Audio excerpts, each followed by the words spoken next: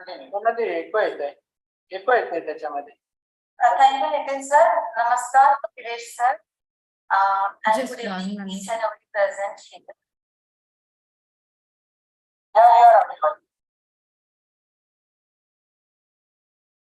Okay, good evening, each and every present here. So, as per Yoga Vidyanik Eastern tradition, we start today's session, our Yoga Pushpanjali fourth session with 3 Omkar followed by prayer. So, sit straight, make your spine straight, take your shoulder back and make your spine straight. Your chin is parallel to the floor. Look straight and gently drop your eyelids. For each Omkar, you have to inhale fully. So inhale fully and deeply. Om.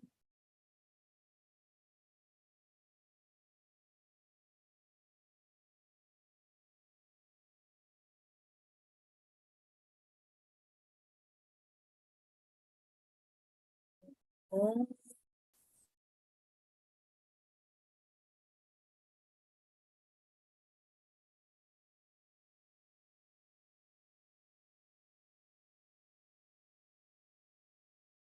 Om.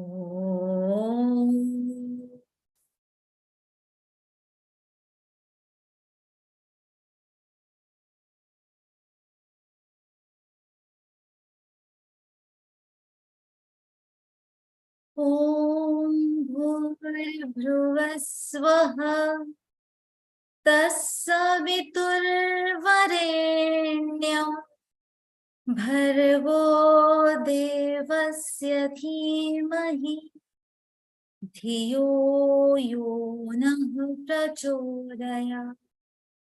Om Sahana Vavatu Sahanam Bhunaktu Sahaviryam Karavavahai Tejasvinavadhitamastu Ma Vidvishavahai.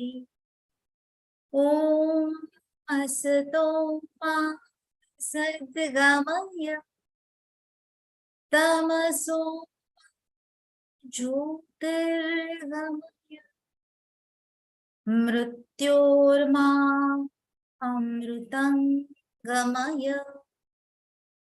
Om Shanti Shanti Shanti. Keep your eyes closed for a while and feel the vibration of Omkar and prayer on your body and mind.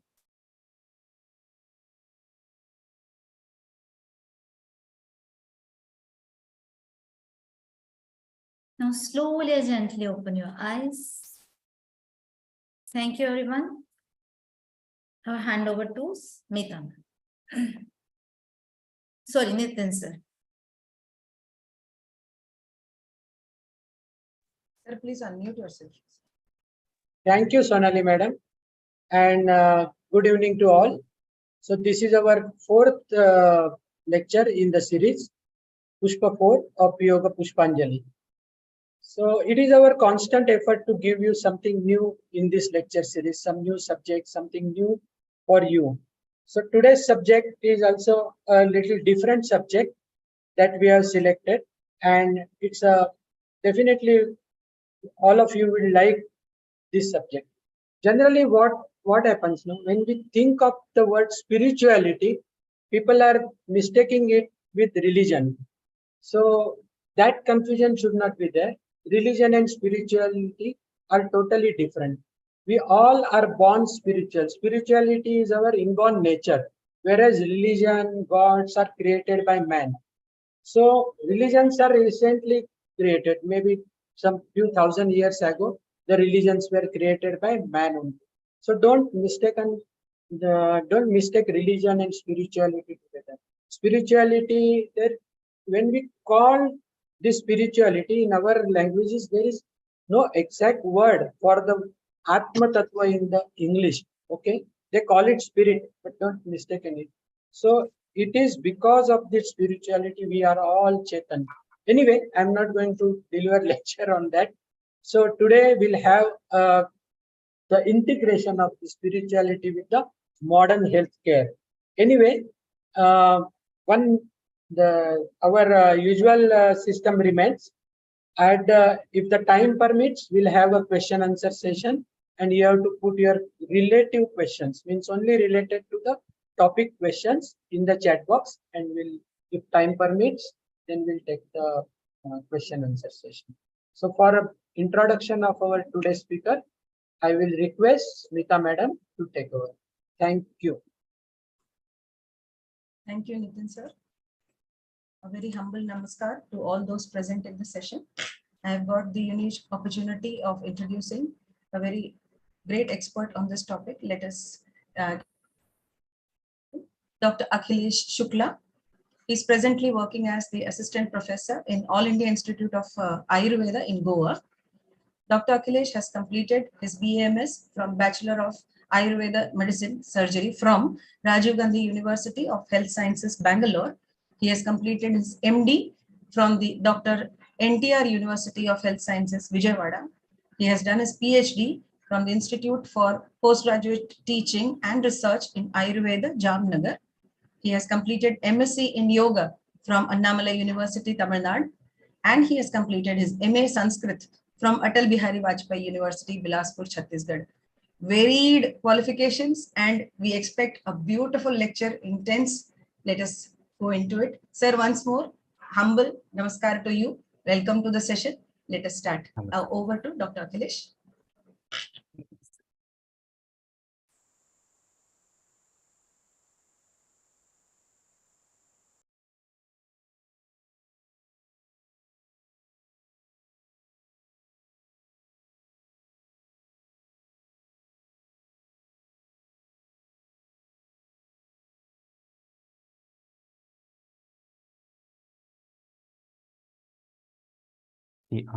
ये slide आप सभी देख पा रहे हैं ठीक से? हाँ सर। Yes. और Yes, sir. मेरी Yes, आवाज आप Yes, सभी sir. Yes, तक sir. ठीक से Very well audible. Very Yes, well sir. audible. Ji Size is also visible. जी, बहुत बहुत धन्यवाद। आप सभी योग साधक और साधिकाओं को मेरा प्रणाम, और आप सभी के अंदर जो परमात्मा तत्व है उसको मेरा नमन। नितिन जी ने मुझे ये अवसर दिया कि मैं यहाँ पर आकर आप लोगों के साथ में कुछ विषय व्यक्त कर सकूं कि जो स्पिरिचुअलिटी है, या हम इसको कई बार अध्यात्म है, इसको और हमारे अपने स्वास्थ्य को किस प्रकार से देखते हैं। तो उसी विषय पर आज ये पूरी चर्चा रहेगी, और इस पूरे डिस्कशन में हम देखेंगे कि स्पिरिचुअलिटी क्या है। और जब हम स्पिरिचुअलिटी कहते हैं तो जैसा नितिन जी ने कहा कि हम आत्म तत्व की बात करते हैं, तो ये जो आत्म तत्व है, क्या इसके बारे में कुछ रिसर्च हुए हैं, और जो आधुनिक चिकित्सा पद्धति है, क्या यहाँ पर हमको ऐसे कुछ एविडेंस मिलते हैं जिससे हम ये कह सके कि हाँ, आत्म तत्व जैसी कोई एनर्जी या कोई ऐसी वस्तु है जो हमारे शारीरिक या भौतिक स्वरूप से भिन्न है और उसको मानना चाहिए। साथ ही साथ हम ये देखेंगे कि जो आत्मा है वो कैसे चैतन्यता का कारण बनती है, शरीर और आत्मा का संबंध कैसा है, और क्या होता है जब इस शरीर से आत्मा मुक्त हो जाती है। हमें ईश्वर पर या ऐसे जो भौतिक स्वरूप है इससे परे कोई एक सत्ता होती है, इस पर हमें क्यों विश्वास करना चाहिए, ये सब हम डिस्कस करेंगे। साथ ही साथ धर्म परो भवेत्, यानी कि हर परिस्थिति में मनुष्य को धर्म का पालन करना चाहिए, इसके बारे में भी हम डिस्कस करेंगे। जो स्पिरिचुअलिटी है, इस पर क्या रिसर्च हुए हैं मॉडर्न मेडिसिन में, ऐसे कुछ जो रिसर्च है, अनुसंधान है, उसके बारे में हम देखेंगे। और अंत में जो पूरा निष्कर्ष क्या निकल सकता है इस पूरी चर्चा का, इस पर हम देखेंगे। देखिए, जो स्पिरिचुअल इंस्टीट्यूशन है, यानी कि जो आध्यात्मिक संस्थाएं हैं, ये बहुत पुराने समय से ही स्वास्थ्य का भी ध्यान रखने वाली संस्थाएं हैं। यानी कि आप देखेंगे कि मनुष्य की जो सभ्यता है, हमारा पूरा जो सिविलाइजेशन है एंशियंट टाइम से, तो यहाँ पर जब भी कभी कोई हमें समस्या हुई, चाहे वो स्वास्थ्य को लेकर हो, चाहे कोई मानसिक समस्या हो या अन्य प्रकार की आपदा हो, कोई हो सकता है कोई प्राकृतिक आपदा हो, ऐसी सभी परिस्थितियों में मनुष्य किसी न किसी प्रकार से वो किसी ऐसी शक्ति पर, किसी ऐसी शक्ति या किसी ऐसे सत्ता पर विश्वास करता है जो उसकी सहायता कर सके, जो कि उसके जो भौतिक वातावरण है या ये जो पूरा भौतिक जगत है इससे परे होती है। तो ये बात, और इसीलिए आप देखेंगे कि बड़े बड़े जो ये देवालय बनाए गए, मंदिर बनाए गए, स्पिरिचुअल ऑर्गेनाइजेशन बनाए गए, और ये केवल भारत में ही नहीं, आप पूरे विश्व में देख सकते हैं, जो अलग अलग स्थानों पर अलग अलग तरह की मान्यताओं और अलग अलग तरह की विचारधारा से बहुत प्रकार के ऐसे ऑर्गेनाइजेशन बने, बहुत सारे ऐसे इंस्टीट्यूट बने जहाँ पर व्यक्ति अपनी अध्यात्म के अलावा अपने स्वास्थ्य को लेकर भी वहां पर जाता था और वहां से कुछ सहायता चाहता था कि मेरी जो परेशानियां हैं वो संभवतः यहाँ से मैं उससे दूर हो सकता हूँ, या यहाँ से मुझे अपनी समस्याओं का निराकरण मिल सकता है। तो पुनः फिर से जो है ये स्पिरिचुअलिटी, ये एक बहुत महत्वपूर्ण, स्वास्थ्य में एक बहुत महत्वपूर्ण विषय के रूप में फिर से ये आया हुआ है। और बहुत सारे ऐसे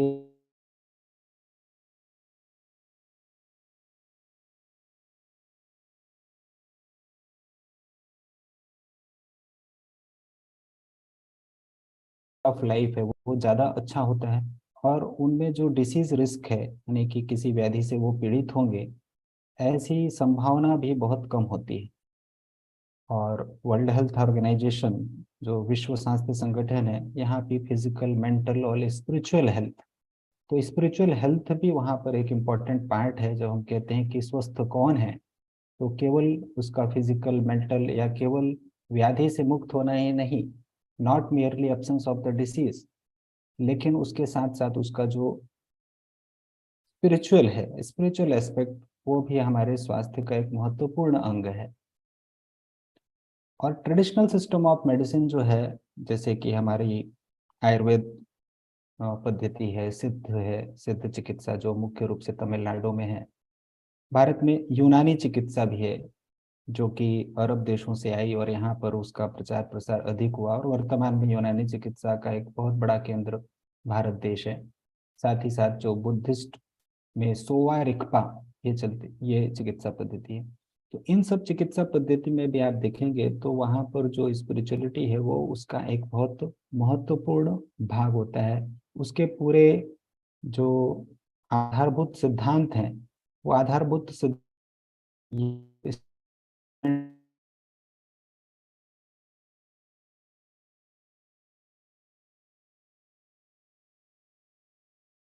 इसका, इस शब्द की व्युत्पत्ति कैसे होती है, तो the word spirit is derived from Latin word स्पिरिटस।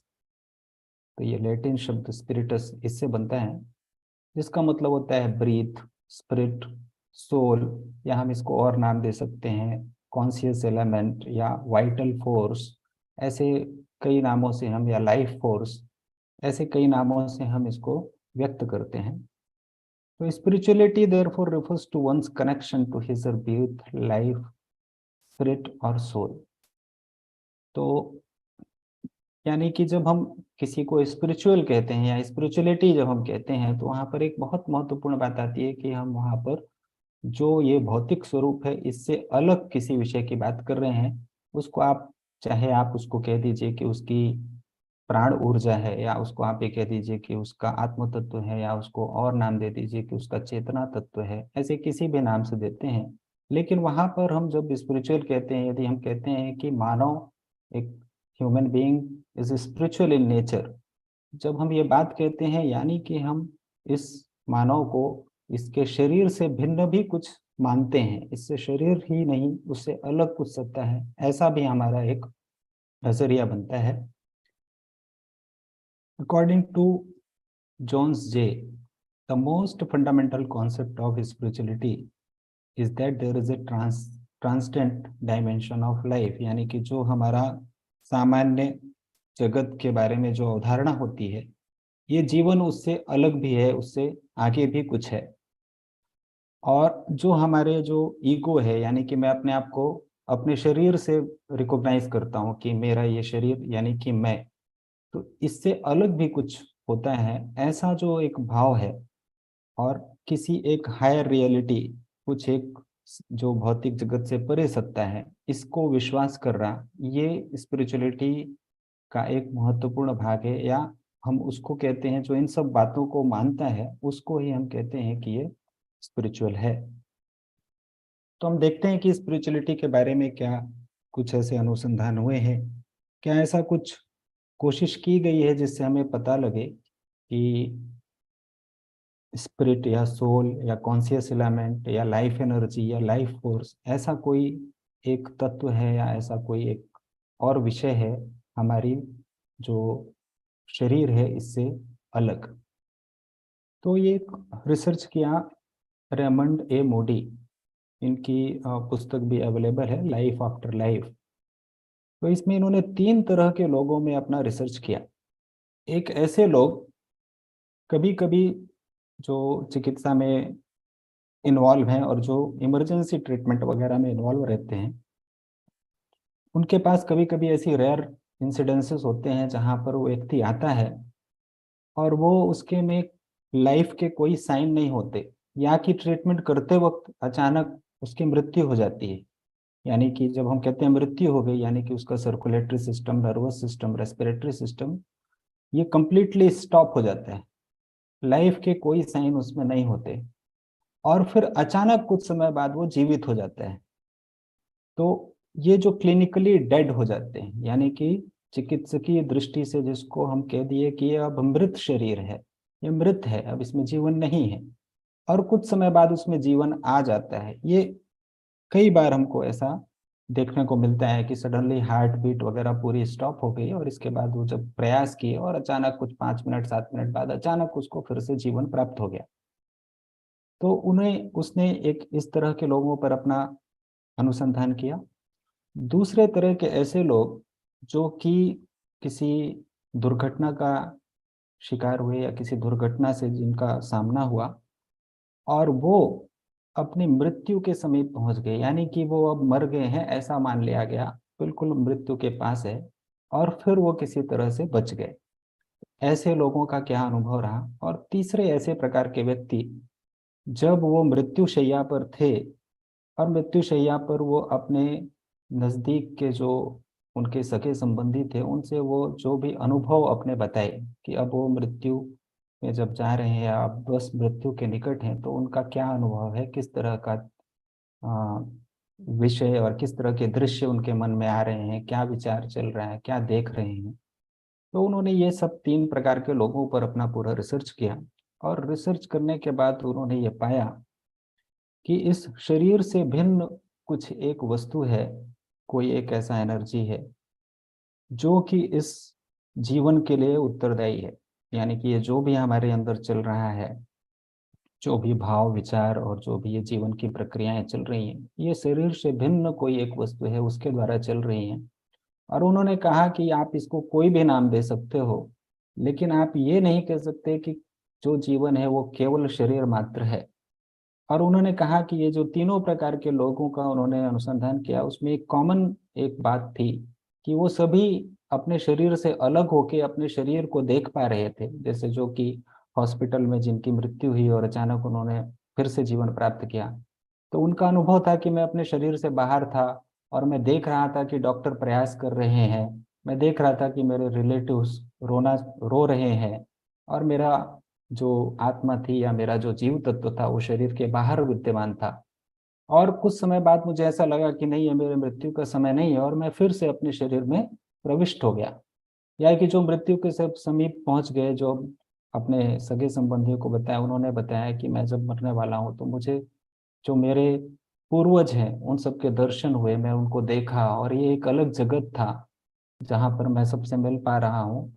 और मैं देख रहा हूँ कि मेरा शरीर अब अलग है और मैं, यानी कि जो मेरा जीव तत्व था वो अलग है। तो उन्होंने कहा कि ऐसा ये कॉमन जो उनके अनुसंधान में आया, तो इसी अनुसंधान पर उन्होंने ये पुस्तक भी लिखी, लाइफ आफ्टर लाइफ। और उन्होंने कहा कि there is something beyond this body which is responsible for this life. तो ये उनका एक निष्कर्ष निकला। दूसरा, एक जो बहुत मेडिकल चिकित्सा जगत में हम जिसकी बहुत चर्चा करते हैं वो है इयान स्टीवेंसन का रिसर्च, जो प्रूफ ऑफ रीइंकार्नेशन। उनकी एक पुस्तक है 20 केसेस सजेस्टिव ऑफ रीइंकार्नेशन। उन्होंने ऐसे हजारों केसेस डॉक्यूमेंट किए रीइंकार्नेशन के, या रीबर्थ, पुनर्जन्म हम जिसको कहते हैं। और ये कोई साधारण व्यक्ति नहीं थे या कोई ऐसे पुरोहित या ये नहीं थे, ये मेडिकल पर्सन थे और इन्होंने जो भी मेडिकल पैरामीटर्स हैं उस पर अपने अनुसंधान को किया। तो ये जो है चेयरमैन थे न्यूरोलॉजी और psychiatry department university of Virginia के, और भारत में आकर इन्होंने ये अपना रिसर्च किया, क्योंकि भारत में उन्होंने पाया कि ऐसे केसेस बहुत ज़्यादा हैं, सामान्यता से बहुत ज़्यादा है। वो विश्व के दूसरे देशों की अपेक्षा भारत में ये केसेस ज़्यादा हैं और भारत के लोग इसको बहुत आसानी से कनेक्ट कर पाते हैं। ये लोग जान पाते हैं कि कौन हमारे यहाँ जन्म लिया है या कौन फिर से हमारे परिवार में आ गया है। तो उन्होंने ऐसे जो 20 केसेस थे जहाँ पर उनको बहुत सारी कनेक्टिविटी मिल गई, तो उन्होंने एक पुस्तक लिखी 20 केसेस सजेस्टिव ऑफ रीइंकार्नेशन। आप अगर गूगल में जाएंगे तो ये आपको मिल जाएगी, ये अवेलेबल है पुस्तक, आप इसको डाउनलोड कर सकते हैं, पढ़ सकते हैं। साथ ही साथ उन्होंने ऐसा भी पाया गया है, देखिए, कि कोई जब एक छोटा बच्चा होता है 5 वर्ष 6 वर्ष की आयु का, जहाँ पर कुछ बच्चे अभी भी A for apple B for ball ये सब सीखते होते हैं, और कुछ बच्चे होते हैं जिनको पूरे पूरे ग्रंथ याद हो जाते हैं। तो आखिर ये संभव कैसे हो पाया कि एक छोटा बच्चा वो पूरा का पूरा ग्रंथ जान गया और पूरे का पूरा विषय उसको मालूम है, और उसको विषय इस प्रकार से मालूम है कि युवा अवस्था में या बहुत पढ़ने के बाद भी लोगों को ये ज्ञान नहीं हो पाता। और या कि ऐसा कैसे हो सकता है कि कोई बच्चा अगर उसको हम रिग्रेस करें, यानी कि उसको पास्ट लाइफ थेरेपी, पूर्व जन्म की ओर ले जाएं, और सडनली वो कुछ अलग भाषा में बात करने लगे। जैसे मान लीजिए कि कोई महाराष्ट्र का व्यक्ति है, जब उसको रिग्रेस किया गया वो चाइनीज बोलने लगे या वो तमिल भाषा में बात करने लगे, और उसी फ्लुएंसी में बात करे जैसे कि तमिल का व्यक्ति बात करता है। वो व्यक्ति इस कभी भी उस भाषा के बारे में कुछ भी पढ़ा नहीं, उसको मालूम नहीं है, या वो कभी चाइना गया नहीं, और फिर उसको चाइनीज कैसे मालूम है। तो ये जो केसेस देखने को मिलते हैं, तो इसके लिए आंसर क्या है? तो आंसर यही मिलता है, यान स्टीवेंसन इनका रिसर्च था। उन्होंने कहा कि ये हम इसके लिए और कोई आंसर नहीं दे सकते, हमको ये मानना पड़ता है कि रीबर्थ होता है, यानी कि जो आत्म तत्व है वो एक शरीर से दूसरे शरीर पर, जैसा कि हम जैसे कहते हैं कि जब एक शरीर जीर्ण हो जाता है तो जैसे वस्त्र हम त्याग देते हैं और नए वस्त्र धारण करते हैं, वैसे ये आत्म तत्व एक शरीर जो जीर्ण हो चुका है उससे दूसरे शरीर में जाकर प्रविष्ट हो जाता है। तो ये पास्ट लाइफ फ्यूचर लाइफ, ये ब्रूस गोल्डबर्ग, ये एक रिसर्चर, इन्होंने लिखी। तो एक और बात होती है कि जैसे हम कहते हैं कि पास्ट लाइफ यानी कि जो पिछला था, तो फ्यूचर लाइफ यह भी पॉसिबल है। जैसे रिग्रेशन पॉसिबल है वैसे प्रोग्रेशन भी पॉसिबल है, यानी कि कल क्या होने वाला है, आने वाले 10 दिन बाद क्या होने वाला है, यह भी जाना जा सकता है। जैसे हम अपने ऋषियों को कहते हैं कि ये त्रिकालदर्शी होते थे, जो पास्ट में हो चुका है वो भी जानते हैं, जो वर्तमान में है वह भी जानते हैं, और जो भविष्य में होगा वह भी जानते हैं। तो ये तीनों का ज्ञान इनके पास है। तो क्या ऐसे पॉसिबल है? अगर हम आत्म तत्व है हमारे अंदर जो कि नित्य है और ना इसके लिए जन्म है ना मृत्यु है, तो ये तत्व क्या हम भविष्य भी जान सकते हैं? तो ब्रूस गोल्डबर्ग ने यह भी किया। ऐसे भी जो रिग्रेशन होता है उसकी जगह उन्होंने प्रोग्रेशन भी किया, यानी कि एक व्यक्ति को 10 दिन बाद क्या होने वाला है ऐसा भी उन्होंने कोशिश किया।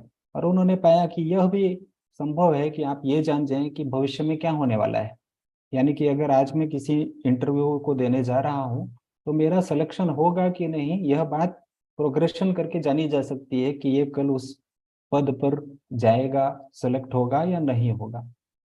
लेकिन हुआ क्या कि उन्होंने पाया कि ये जो प्रोग्रेशन है ये बहुत अमानवीय है, इसको नहीं करना चाहिए। क्योंकि होता यह है कि यदि हम जो पिछला है उसको तो किसी तरह से स्वीकार कर लेते हैं कि चलो हमारे जीवन में ऐसा हो चुका है, ये बीत चुका है मेरे जीवन में, इस बात को तो मैं स्वीकार कर लूंगा। लेकिन अगर मुझे पता है कि मैं अब कल मेरा यहाँ पर जाऊंगा और मेरा सिलेक्शन नहीं होगा तो मेरा वर्तमान पूरा का पूरा प्रभावित होता है।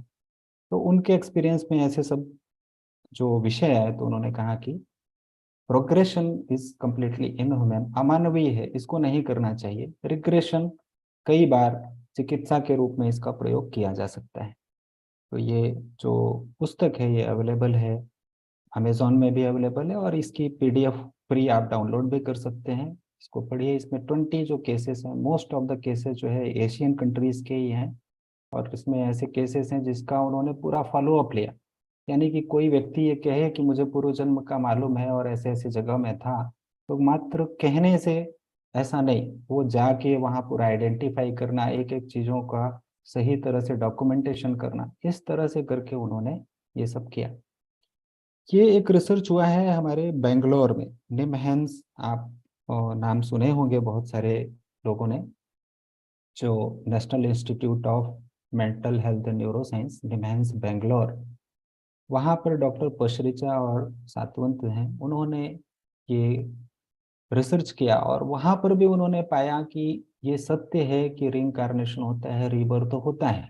और ये पब्लिश्ड रिसर्च आर्टिकल है, ये भी आपके लिए फ्रीली अवेलेबल है, आप इसको डाउनलोड कर सकते हैं, इसमें पढ़ सकते हैं।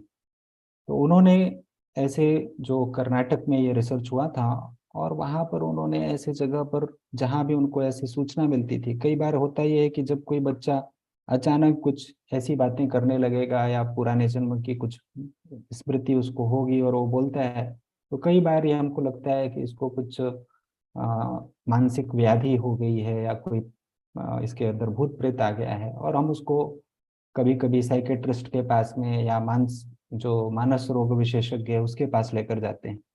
तो ऐसे सभी चीज़ों का इन्होंने पूरा अनुसंधान किया और इन्होंने पाया कि जो आत्म तत्व है वो एक शरीर से दूसरे शरीर में जाता है और कई बार जो हमारे पूर्व में किए गए कर्म हैं उनकी स्मृति उसमें संचित होती है। ये इंसिडेंस बहुत रेयर है, पर ऐसा नहीं है कि ये होता नहीं है, ये होता है बहुत बार। बाई नेचर ये मास्क हो जाता है, ये पूरा इसमें आवरण हो जाता है, लेकिन ये पता, ऐसे बहुत सारे केसेस डॉक्यूमेंट में हैं जो ये कहते हैं कि ऐसा होता है और हमारा पुनर्जन्म ये होता है।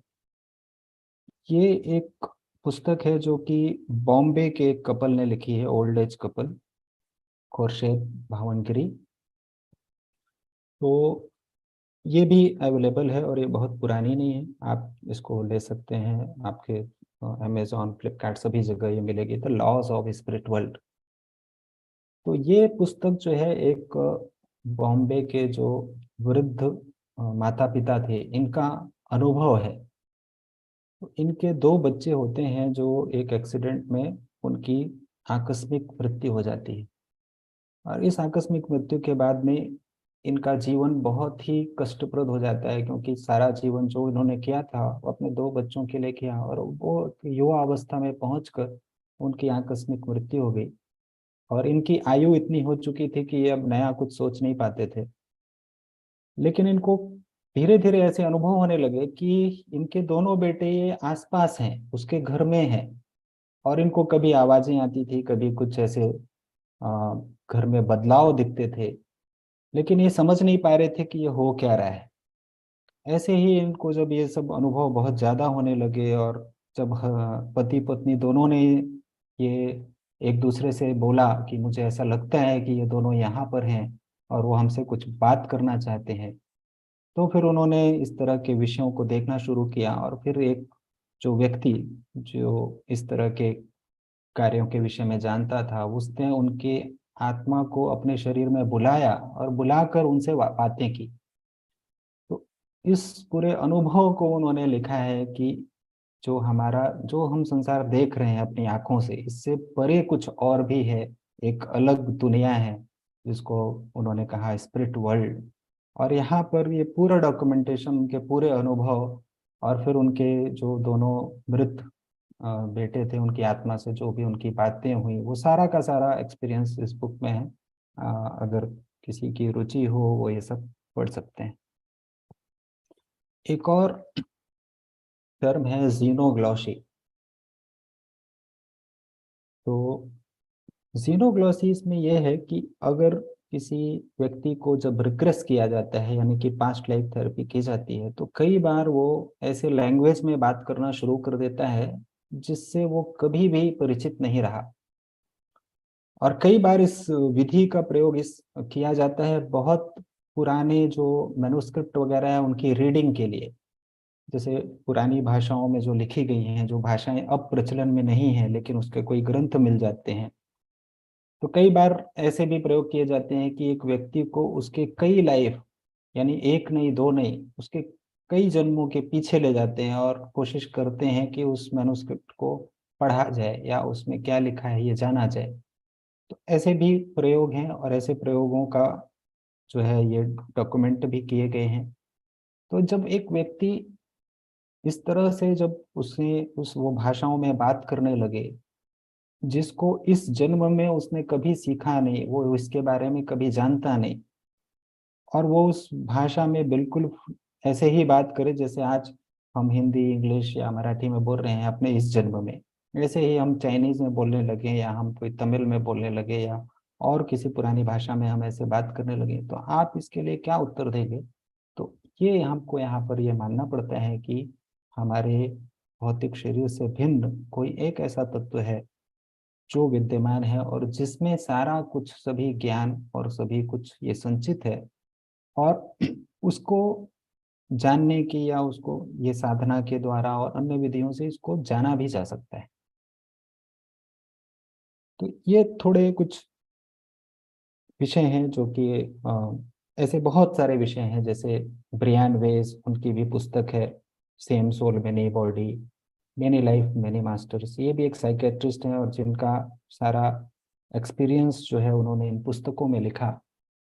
वहां पर भी यही था कि एक पेशेंट जो था, एक पेशेंट, ए लेडी पेशेंट, वो जो है कुछ ऐसे प्रॉब्लम्स बता रही थी जो कि उसको थी नहीं। यानी कि अगर मेरे पास कोई पेशेंट आया और वो कहे कि मुझे कमर का दर्द है और मैं कमर दर्द से परेशान हूँ और पिछले 10 सालों से परेशान हूँ और मुझे बिल्कुल लाभ नहीं है, तो मैं उसका एक्सरे करूंगा, एमआरआई करूंगा, उसके सारे पैरामीटर्स चेक करूंगा, और अगर मुझे सारे पैरामीटर्स नॉर्मल मिल रहे हैं, सभी एनाटॉमिकल यानी कि शरीर से संरचना से संबंधित, शरीर के क्रियाओं से संबंधित सभी पैरामीटर्स नॉर्मल हैं और वहां पर कोई कारण नहीं है, ये व्यक्ति क्यों परेशान है? क्योंकि जो भी हमारा एनाटॉमी, फिजियोलॉजी और इस सब का जो नॉलेज है उसके हिसाब, उसके अनुसार इसको कोई परेशानी नहीं होनी चाहिए। तो जब ऐसे बहुत सारे बार उन्होंने देखा उस पेशेंट को, तो उनको लगा कि ये इतनी कंप्लेंट दे रही है तो मेरा रोल है कि मैं इसको उसके परेशानियों से मुक्त करूं।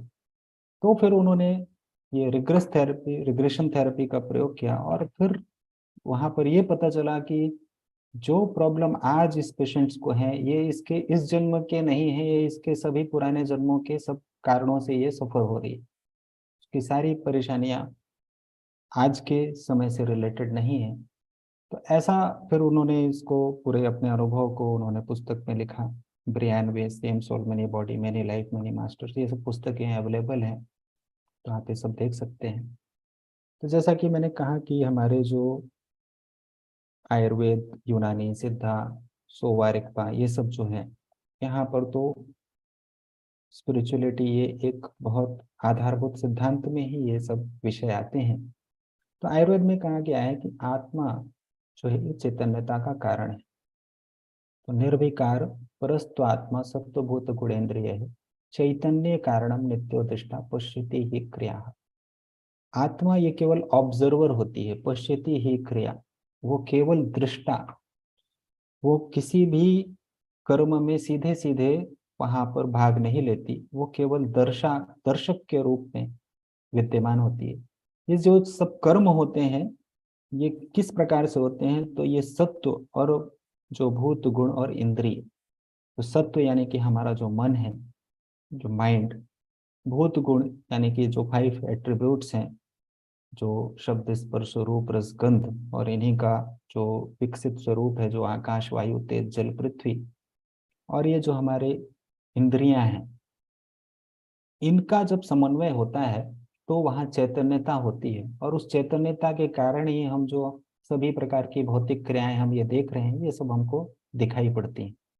लेकिन इन भौतिक क्रियाओं के पीछे जो है ये आत्मा होती है। आत्मा सीधे सीधे किसी कर्म में पार्टिसिपेट नहीं करती, ये दर्शक के रूप में होती है। और जो ये क्रियाएं की जाती हैं ये मन इंद्रियों इनके द्वारा होता है। तो ये बहुत ही स्पष्टता से आयुर्वेद में बताया गया है। और यह भी बताया गया है कि जैसे शरीर से बाहर जो आत्मा है उसमें चैतन्यता का गुण तो है, लेकिन वो चैतन्यता व्यक्त नहीं होती।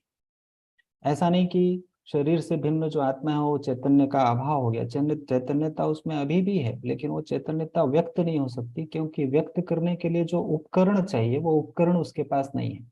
यानी कि जो ये इंद्रिय और ये जो पंचभूत का शरीर था, ये शरीर नहीं है, तो किसी प्रकार के कर्मों का व्यक्तीकरण वहां पर नहीं होगा, कोई कर्म व्यक्त नहीं हो पाएंगे। ये इसके लिए एक उदाहरण दिया गया है कि जानन नपि मृदो अभावात कुंभकृत न प्रवर्तते। यानी कि जैसे कुंभकार होता है, यानी कि जो पॉट मेकर, जो घड़ा या मिट्टी के बर्तन बनाता है, उस मिट्टी के बर्तन बनाने वाले में ये गुण है कि वो मिट्टी के बर्तन को बना सके।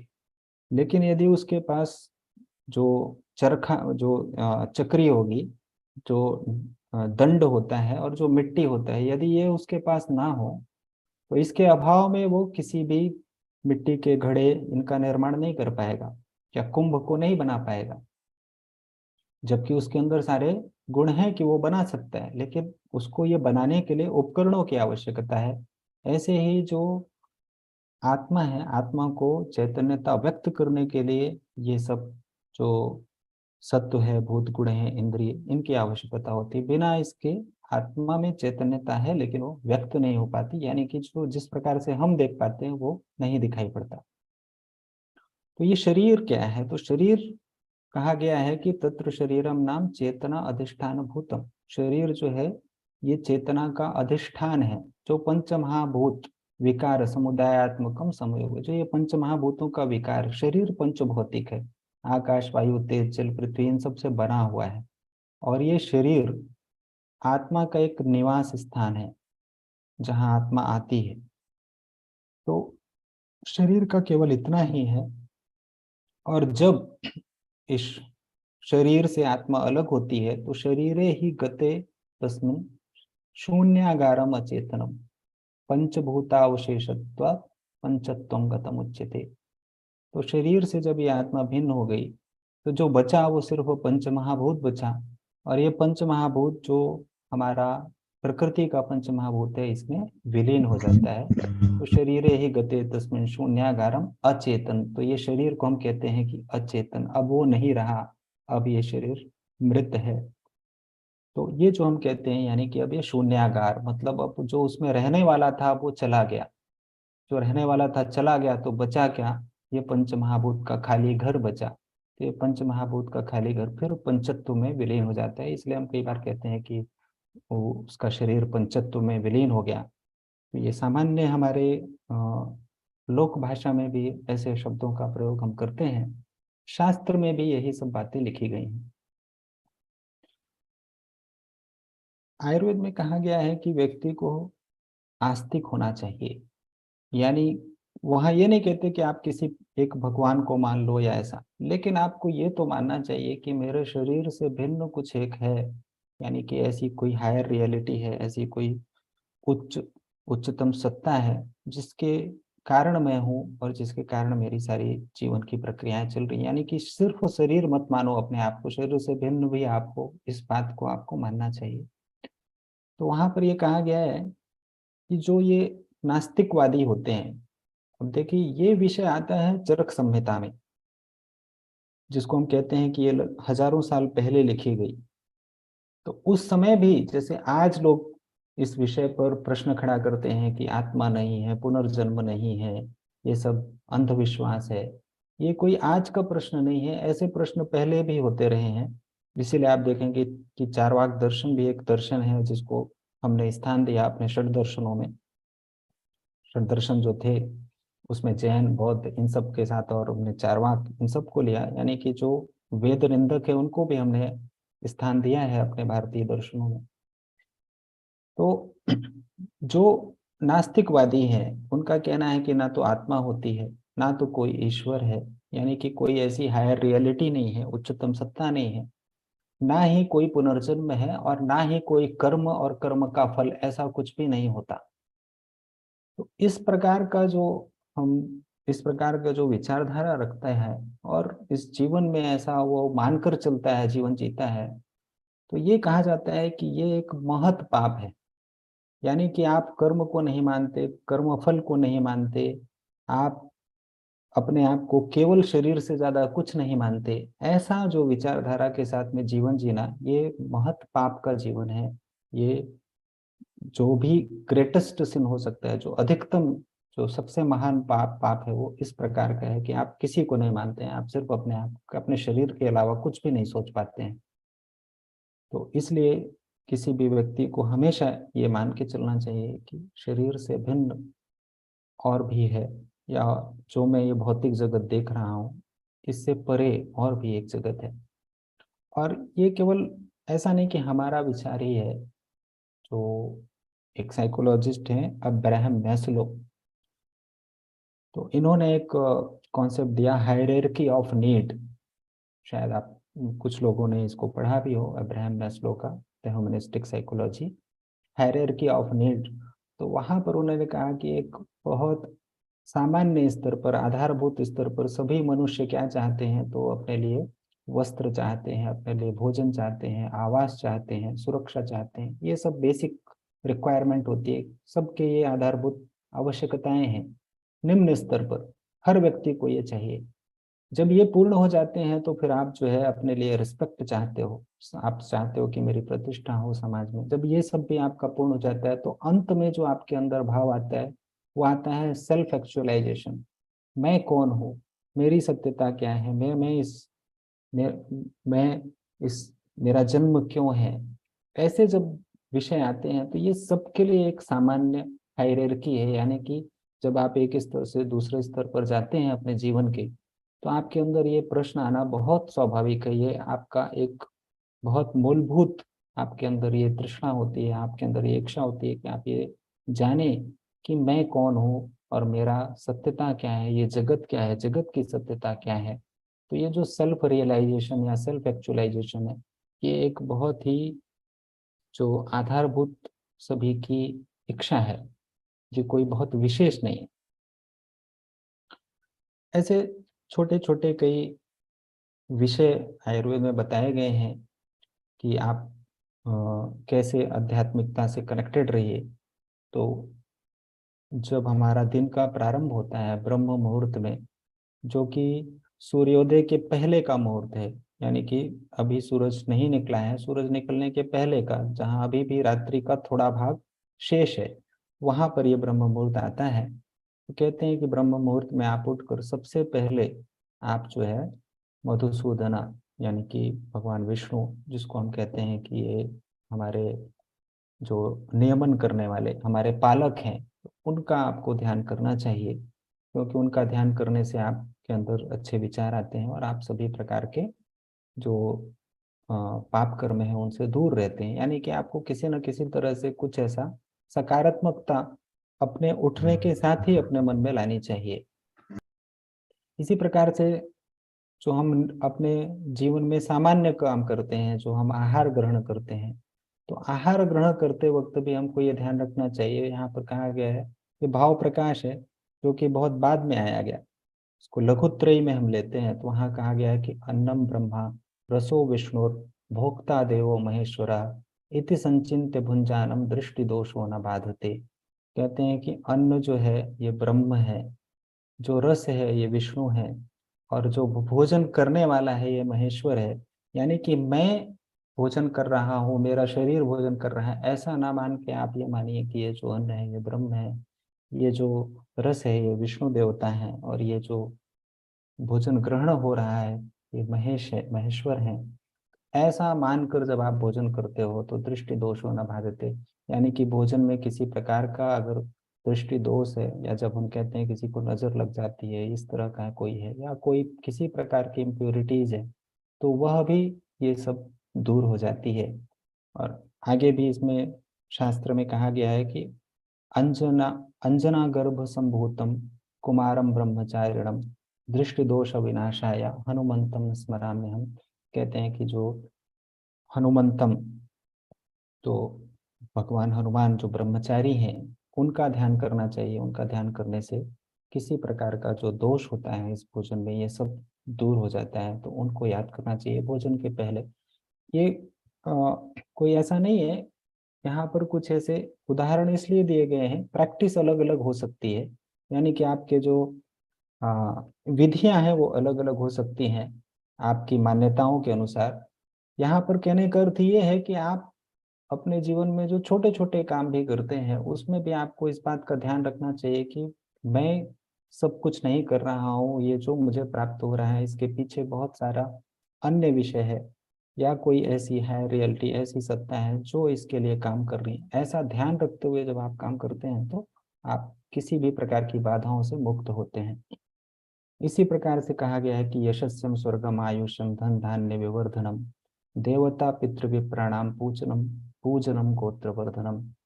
तो धन धान्य इन सब का विवर्धन करने के लिए आपको देवता पितृ विप्र इन सबको और गो को, इन सबको आपको अच्छी तरह से इनका रिस्पेक्ट करना चाहिए, इनका पूजन करना चाहिए। तो ऐसा करने से आपके जीवन में आप अपनी श्रेष्ठता को प्राप्त करते हो, यानी कि जो भी आप यश कीर्ति और सुख इत्यादि सब प्राप्त करते हो वो इसी प्रकार से प्राप्त हो सकता है यदि आप अपने देवता पितृ विप्र इन सबको आप ठीक तरह से रेस्पेक्ट देते हैं, ठीक तरह से इनका सम्मान करते हैं। शास्त्र में यह भी कहा गया है कि धर्म परो भवेत्, कि हर व्यक्ति जो कोई भी कार्य करता है वह चाहे वो सही काम करे चाहे वो गलत काम करे, वो अंततः सुख प्राप्त करना चाहता है और उस सुख की निरंतरता चाहता है जीवन में। कोई भी व्यक्ति नहीं है ऐसा जो ये कहे कि मैं दुख चाहता हूँ अपने जीवन में या मैं दुखी रहना चाहता हूँ। ये सब है, सब चाहते हैं कि मैं सुखी रहूं, और वो जितने कार्य करते हैं वो सब सुख की प्राप्ति के लिए ही कार्य करते हैं और सुख की निरंतरता अपने जीवन में चाहते हैं। लेकिन ये सुख प्राप्त करने के लिए केवल एक ही रास्ता है कि आप धर्म का कार्य करिए। बिना धर्म के सुख नहीं हो सकता है। क्षणिक सुख आपको ऐसा लग सकता है कि मुझे प्राप्त हुआ, लेकिन अंततः वह दुख का ही कारण बनता है। शास्त्र में ये कहते हैं कि आप हमेशा धर्म परो भवेत्, और धर्म से यहाँ पर कोई एक ये नहीं है कि हिंदू और अन्य प्रकार के धर्म, इस तरह से धर्म का मतलब नहीं है। धर्म का मतलब है जो कि हमारे मानव का और जो धारण करने वाला है इस जगत को, वो जो मानव का कर्तव्य है उस कर्तव्य का पालन करना चाहिए। तो वो धर्म, उसका हम अगर ध्यान में रखते हैं तभी हम सुखी हो सकते हैं, तभी हमारे जीवन में सुख की निरंतरता हो सकती है। ये जो अध्यात्म है, तो चिकित्सा में हम देखते हैं कि इसका क्या किस प्रकार के रिसर्च हुए हैं। तो यदि हम मॉडर्न मेडिसिन के हिस्ट्री को देखेंगे तो मॉडर्न मेडिसिन के हिस्ट्री में प्रारंभ में ये सब कुछ था। प्रेयर जो है, प्रार्थना करना, ये एक महत्वपूर्ण भाग था चिकित्सा का। जो भी व्यक्ति जो किसी प्रकार के भी शारीरिक मानसिक कष्टों को प्राप्त करता था तो उसको जो भी औषध दी जाती थी, औषध इत्यादि के साथ में उसके लिए प्रार्थना करना और जो भी टेम्पल चर्च जहाँ पर जाना, ये सब एक सामान्य प्रक्रिया थी मॉडर्न मेडिसिन की। यानी कि जो हिप्पोक्रेटस जिसके जनक माने जाते हैं उनमें ये था। हिस्ट्री में ये सब कुछ बहुत क्लियरली मेंशन है। जो ये बहुत बड़ा परिवर्तन आया मॉडर्न मेडिसिन में, ये तब आया जब हमने पैथोजेंस को निकाला, यानी कि हमने जाना कि जो भी व्याधियां उत्पन्न हो रही है उसके पीछे किसी तरह का बैक्टीरिया है, किसी तरह का वायरस है। और अगर मैं इस बैक्टीरिया को खत्म कर दूं, एंटीबायोटिक्स दे दूं, तो मैं व्याधि को भी नष्ट कर दूंगा। तो इस तरह का ये जो बहुत बड़ा परिवर्तन है। और दूसरी बात, जो सब टेक्नोलॉजिकल एडवांसमेंट्स आ गए, जहाँ पर हम ब्लड के पैरामीटर्स और सारे बॉडी का स्कैनिंग करके हम जान सकते हैं कि कौन से अंग में क्या प्रॉब्लम है। तो जहाँ पर ये सब आने लगे, वहाँ पर आध्यात्मिकता को पीछे रख दिया गया। उसको फिर एक तरह से उसके प्रति नकारात्मकता आ गई कि ये सब अंधविश्वास है, ये सब झूठ है और इसका कोई मतलब नहीं है। जो व्याधि होती है तो बैक्टीरिया, वायरस और इन सब के कारण होती है, और अगर आप एंटीबायोटिक्स और ये सब एंटीवायरल और ये सब देते हैं तो आप पूरा जीवन व्याधि से मुक्त रह सकते हैं।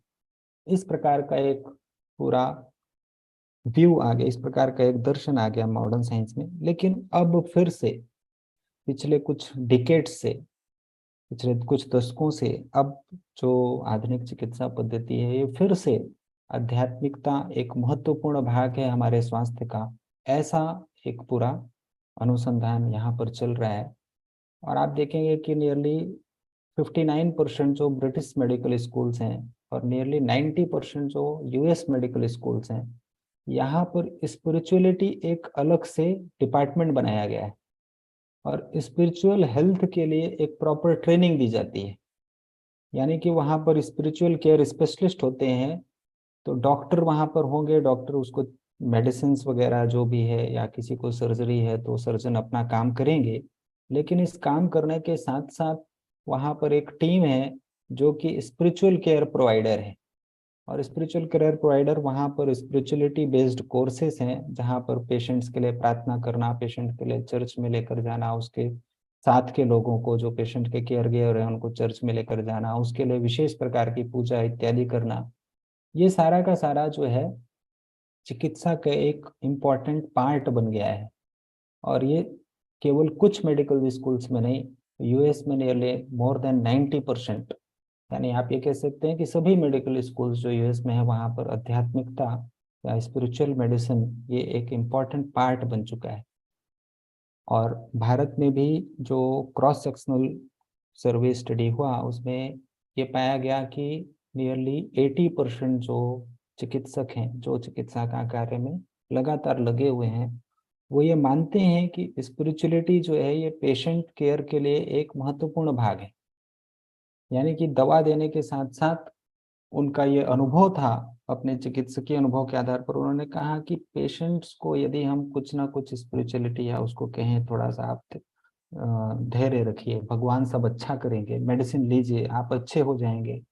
अगर हम उसको कुछ भी, या कि अन्य धर्मों का व्यक्ति हो, कोई मुस्लिम हो या कोई ईसाई हो, हम उसको कहें कि भैया सब ठीक करेंगे, आपके भगवान है, आपके ईसा मसीह हैं, आपके सब ठीक होगा, अगर हम ऐसा भी उसको कहते हैं तो उसको बहुत सारा उसके व्याधि से उसको बाहर आने में बहुत सहायता मिलती है।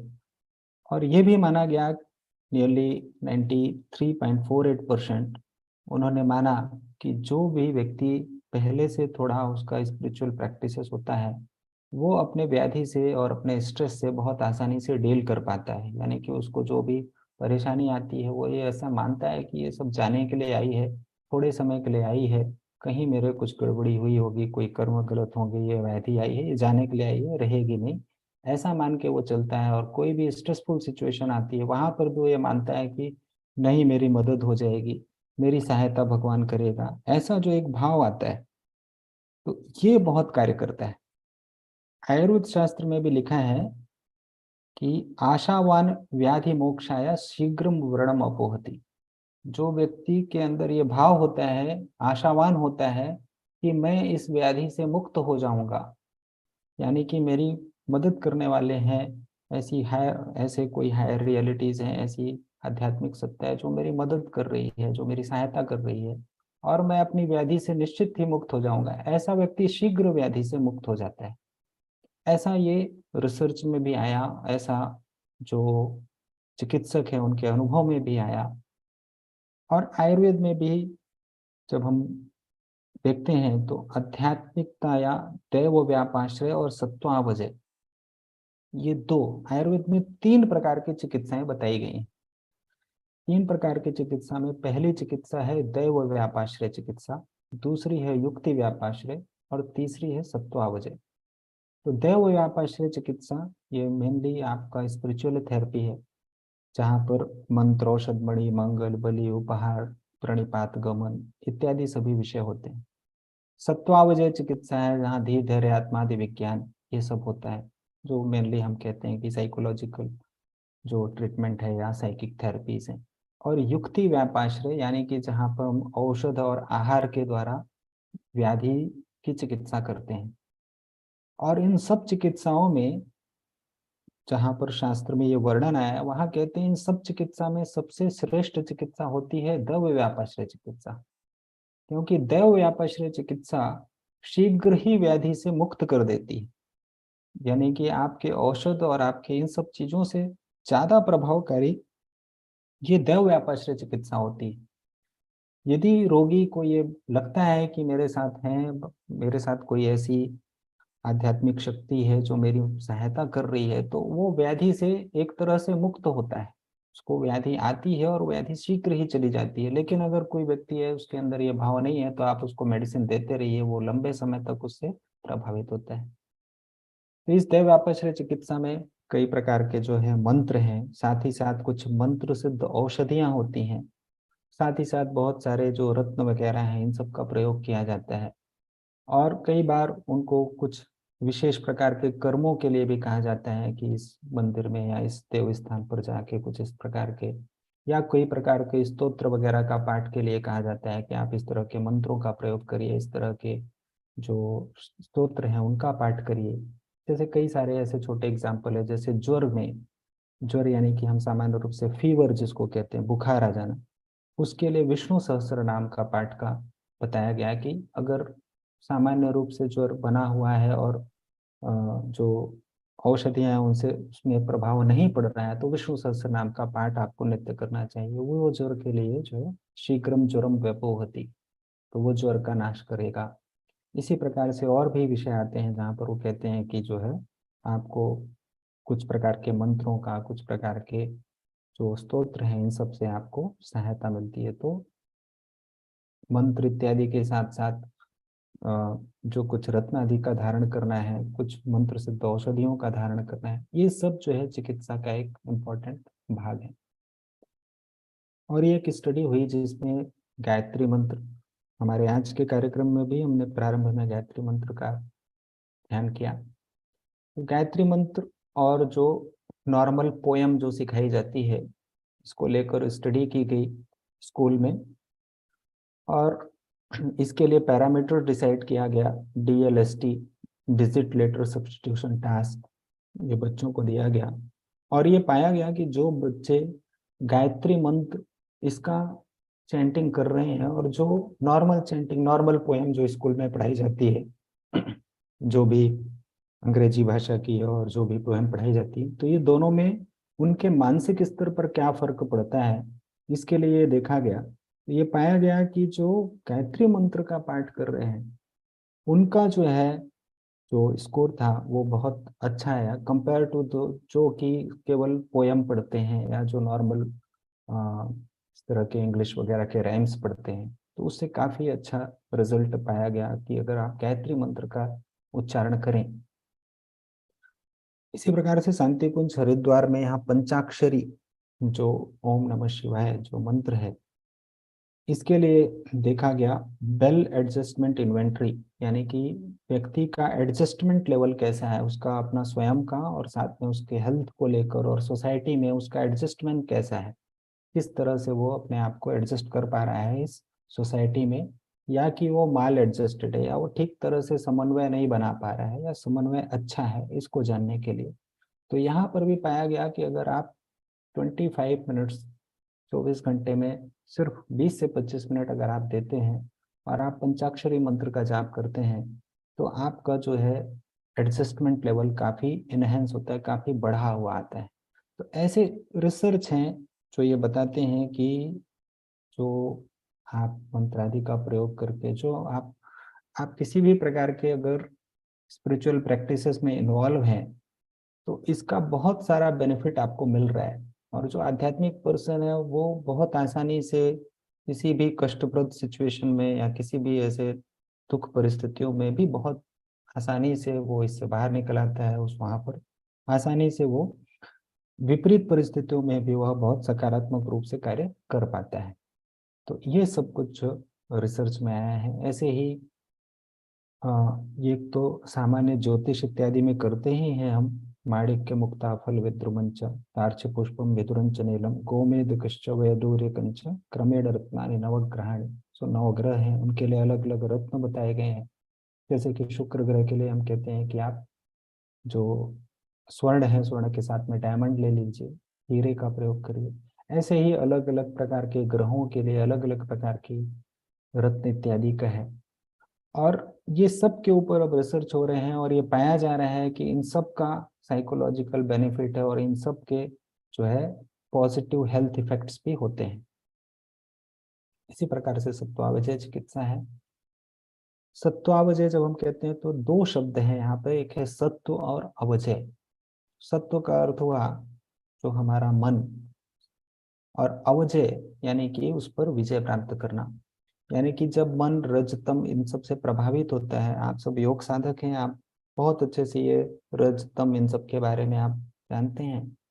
तो जब भी मन रज तम इन गुणों से प्रभावित हो जाता है तो इन रज तम गुणों से जो हमें इन सब के ऊपर सत्व गुण की जो प्रभुत्ता लानी है, सत्व गुण का जो आधिक्यता होना है, तो उसके लिए जो चिकित्सा है वो सत्वावजय चिकित्सा है। और इसके लिए कहते हैं कि धी धैर्य आत्मादि विज्ञानम मनोदोष औषधम परम। जब भी ये मन में दोष होते हैं तो धी धैर्य आत्मादि विज्ञान ये हमारे लिए सहायता करता है। ऐसे और भी बहुत रिसर्च हैं, जैसे कि जो स्त्रियों में होता है मेटास्टेटिक ब्रेस्ट कैंसर। मेटास्टेटिक का मतलब हुआ कि जो स्तन कैंसर है, जो ब्रेस्ट कैंसर है, जब वो पूरे शरीर में फैल गया हो, यानी कि ऑलमोस्ट अब वो असाध्य स्थिति में आ गया है, तो ऐसी स्थिति में भी जो स्त्रियां जो कि उनका एक आध्यात्मिक प्रवृत्ति होती है या जो आध्यात्मिकता से जुड़ी हुई होती हैं, तो वहाँ पर ये पाया गया कि वो बहुत आसानी से जो है अपने आप को कंट्रोल कर पाती हैं। और ये जो सीवियर पेनफुल, जो बहुत दर्दनाक जो एक जीवन आ जाता है, उस पर भी वो बहुत सकारात्मक रूप से रह पाती हैं। इसी प्रकार से जो फ्रैक्चर है, हिप फ्रैक्चर में ये पाया गया कि जो स्त्रियां हिप फ्रैक्चर था और जिनका बिलीव था, अब जिनका विश्वास था भगवान पर और ऐसी एक सत्ता पर जो उसकी मदद करेंगे, जो उसको व्याधि से मुक्त कर देंगे। मेडिसिन अपना काम कर रही है, मेडिसिन दिया जा रहा है। वहां पर एक प्रकार के लोग हैं जो इस पर नहीं मानते हैं कि ऐसा कुछ है, एक प्रकार के लोग हैं जो ऐसे विषय को मानते हैं। तो ये पाया गया कि मेडिसिन, आप दोनों को समान मेडिसिन दे रहे हो, एक जैसी मेडिसिन चल रही है, एक तरह का बाकी सब केयर चल रहा है, लेकिन जो जिसको ये विश्वास है कि मेरी मदद हो रही है, मेरी सहायता हो रही है, और जो भी भगवान है या जो भी ऐसी हायर रियलिटीज है वो हमें सहायता करेगी, मैं इससे मुक्त हो जाऊंगा, वहां पर ये पाया गया कि ये जो बहुत जल्दी ये आपने इवन इंक्लूडिंग जो फ्रैक्चर था इसकी भी हीलिंग फास्ट होती है और वो जल्दी अपना हेल्थ रिगेन कर सकते हैं। यानी कि जो उनका नॉर्मल रूटीन एक्टिविटीज था वो सब कुछ भी वो बहुत जल्दी करने लगते हैं। इसी प्रकार से और भी रिसर्च हुए जिसमें ये पाया गया कि ऐसे लोग जो स्पिरिचुअल प्रैक्टिस में इन्वॉल्व हैं, रेगुलर विजिट करते हैं टेम्पल्स में, चर्च में, या ऐसे जहाँ पर बहुत सकारात्मक उनको भाव मिलते हैं, तो उनकी आयु भी अधिक होती है। They tend to live longer, तो वो लंबी आयु को प्राप्त करते हैं। तो केवल व्याधि और इन सब से निराकरण ही नहीं है, आपको स्वस्थ रखना और आपको दीर्घायु प्राप्त करना, इसके लिए भी एक महत्वपूर्ण है कि आप अपने लाइफ में, आप अपने जीवन में स्पिरिचुअल प्रैक्टिसेस इसको इन्वॉल्व करें। और जो पेशेंट हैं जो एडवांस कैंसर स्टेज में जाते हैं, तो ऐसे पेशेंट्स पर भी स्टडी की गई कि यदि उनको हम किसी प्रकार से, क्योंकि अब वहाँ पर मेडिसिन का काम खत्म है, जब एडवांस स्टेज है कैंसर का तो अब उसके पास थोड़ी आयु शेष रहती है, तो वहां पर जो मुख्य विषय होता है कि उसकी क्वालिटी ऑफ लाइफ को किसी तरह से बढ़ाया जाए। तो ऐसी जगह पे मेडिसिन से ये काम नहीं हो सकता कि आप उसकी क्वालिटी ऑफ लाइफ को ठीक कर देंगे। मेडिसिन से आप कुछ ना कुछ थोड़ा बहुत सहायता कर सकते हैं, जब एक लिमिट आएगा जब मेडिसिन आपकी उपयोगी नहीं होगी। तो वहां पर ऐसा पाया गया कि अगर कोई स्पिरिचुअल बिलीव है उनका, तो वो ज्यादा खुश, ज्यादा प्रसन्नता के साथ में, और उनको जो पेन है वो भी सामान्य रूप से जो है कम होता है, और वो ठीक प्रकार से अपना ये जो जो भी उनका कष्टप्रद समय होता है वह भी वो ठीक प्रकार से व्यतीत कर पाते हैं। तो ऐसे बहुत सारे रिसर्च हैं जहाँ पर ये पाया जा रहा है कि फिजिकल हेल्थ, मेंटल हेल्थ, और आपका जो भी इंक्लूडिंग आपको कोई सर्जरी में जाना हो, इस प्रकार के जो भी हेल्थ के कॉमन इश्यूज आते हैं, इन सब में स्पिरिचुअलिटी, अगर आपके जीवन में स्पिरिचुअल एलिमेंट है तो ये आपकी बहुत सहायता करता है। तो इसी प्रकार से जो स्टडी थी, पॉवेल एट ऑल 2003 में ये स्टडी हुई, तो इन्होंने भी ये किया कि जो physical health protective resources and that prevent the development of disease in healthy people and or as coping resource that buffers the impact of disease in patient। तो यानी कि जो लोग स्पिरिचुअलिटी में बिलीव करते हैं या स्पिरिचुअल प्रैक्टिस में इन्वॉल्व होते हैं, एक तो उनका हेल्थ अच्छा रहता है, यदि कोई डिसीज आ जाती है तो उसको आसानी से उसको वो कोपिंग कर सकते हैं, यानी कि उस जो परिस्थिति है उससे आसानी से बाहर निकल आते हैं। ऐसे जो है ये सभी रिसर्च आउटकम है। इसी प्रकार से जो इमोशनल वेलबींग है, इसके लिए भी पाया गया कि जो भी रिलीजियस एक्टिविटी या स्पिरिचुअल एक्टिविटीज में इन्वॉल्व हैं, कई बार जो ये रिलीजन है, स्पिरिचुअल है, ये दोनों इंटरचेंजेबली यूज होते हैं, यानी कि पर्याय के रूप में प्रयोग हो जाते हैं। पर यहाँ पर कुल मिला के कि यदि आप रिलीजियस भी हैं तो आप किसी न किसी ऐसी विषय पर या किसी न किसी ऐसी सत्ता पर आपका विश्वास है, आप मानते हैं उसको, जो कि आपके भौतिक स्वरूप से अलग है, तो वो एक तरह से स्पिरिचुअल के अम्ब्रेला के अंदर आ जाता है, यानी कि आप उसको कह सकते हैं कि ये स्पिरिचुअलिटी का एक भाग है। तो ऐसा पाया गया कि जो लोग इस तरह के प्रैक्टिसेस में इन्वॉल्व है उनका इमोशनल वेलबींग ये भी बहुत अच्छा होता है, specially in older older age. और ये है कि आप जब वृद्धावस्था में पहुंचेंगे तब अचानक आप स्पिरिचुअल हो जाएंगे, ऐसा नहीं है। इसका जो है प्रारंभ बहुत पहले से होना चाहिए, क्योंकि जो वृद्धावस्था है इसमें बहुत प्रकार के परिवर्तन आते हैं, और कई बार बहुत दुखदायी परिवर्तन आते हैं। कई बार ऐसा होता है कि आपका जो जीवन साथी है वो पहले मृत्यु को प्राप्त हो जाए, या आपके और साथी हैं, मित्र हैं, ये सब एक बहुत अलग सा स्थिति निर्मित होने लगती है। जैसे जैसे आयु बढ़ती है तो संसार की सत्यता और भौतिकता की सत्यता पता लगने लगती है। ऐसे स्थिति में होता है कि आपके पास यदि ये आध्यात्मिकता का विषय है, तो आप बहुत आसानी से अपना जो इमोशनल एस्पेक्ट है ये भी आप मेंटेन कर पाते हैं। फिजिकल एस्पेक्ट्स के बारे में तो हमने बहुत सारी बातें की और बहुत सारे रिसर्च देखे, तो इमोशनल एस्पेक्ट्स पर भी आप बहुत अच्छे तरह से अपने आप को संतुलन में रख सकते हैं। तो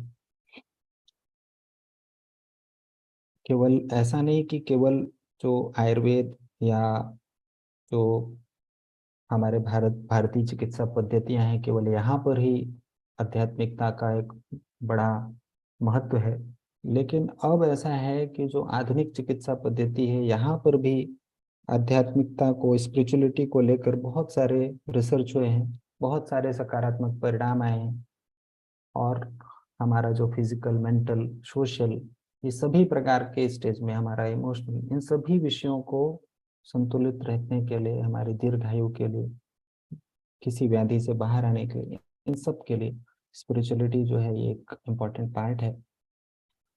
और बिना स्पिरिचुअलिटी के हम ऐसा भी कह सकते हैं कि अगर हमको स्वस्थ रहना है और एक स्वस्थ परिवार, एक स्वस्थ समाज, अगर हमको इसकी कल्पना करनी है, तो इस ये सिर्फ एक ही विषय से पॉसिबल है कि यदि लोग स्पिरिचुअल हो जाएं, यदि हर कोई ये मानने लगे कि जैसा मैं हूँ, जैसे मेरे अंदर जीवन है, ऐसे ही सबके अंदर जीवन है, सभी लोग एक ही हैं और कोई एक ऐसा परमात्मा तत्व है जो इस संसार के लिए जो इस भौतिक संसार से परे है। यदि सबके अंदर ये भाव होगा तो फिर ये जो आपस के बहुत सारे ये चलते रहते हैं, ये सभी, यानी कि आप स्वस्थ स्वस्थ के दृष्टि से तो आप स्वस्थ रहेंगे ही, स्वास्थ्य की दृष्टि से, लेकिन बाकी के भी जो भी भौतिकताएं और जो अन्य प्रकार की समस्याएं हैं जो समाज में है, इन सबको आप, इन सब से परे आप रहकर एक स्वस्थ समाज, स्वस्थ विश्व और स्वस्थ जो भारत है, इसको भी आप देख पाएंगे। तो बहुत बहुत धन्यवाद मुझे अवसर देने के लिए। आप अपने आप कुछ इस पर बोलना चाहें बोल सकते हैं। अगर आपके कोई प्रश्न हो तो मैं प्रयास करूंगा कि मैं उस पर कुछ उसका उत्तर दे सकूं, उस पर कुछ क्लैरिटी ला सकूं।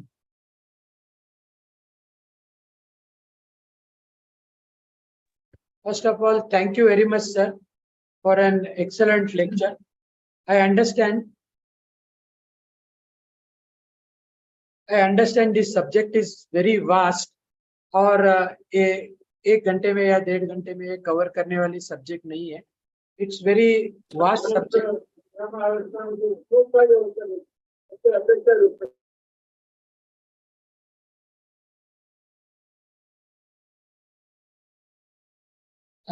So it's a very complicated subject and not so easy. There are two types of people. एक type के people है जो complain करते हैं, they just say कि our ancient wisdom is great ऐसे वैसे, और दूसरे है जो scientifically बोलते हैं कि इसमें कुछ दम नहीं, ये नहीं. But both of them forget that this is an experiential science. Unless until you experience it, you can't comment on it. और हमें मालूम है कि अल्बर्ट आइंस्टाइन जो बहुत बड़े वैज्ञानिक हैं, उन्होंने भी अंतिम में ये माना कि there is something beyond the science, कि स्पिरिचुअलिटी और something beyond the science which science cannot answer all the time. So he has also stated spirituality begins when the science ends. So that could be the very right answer to that. So there are some people having some questions. I will just go through it. एक second.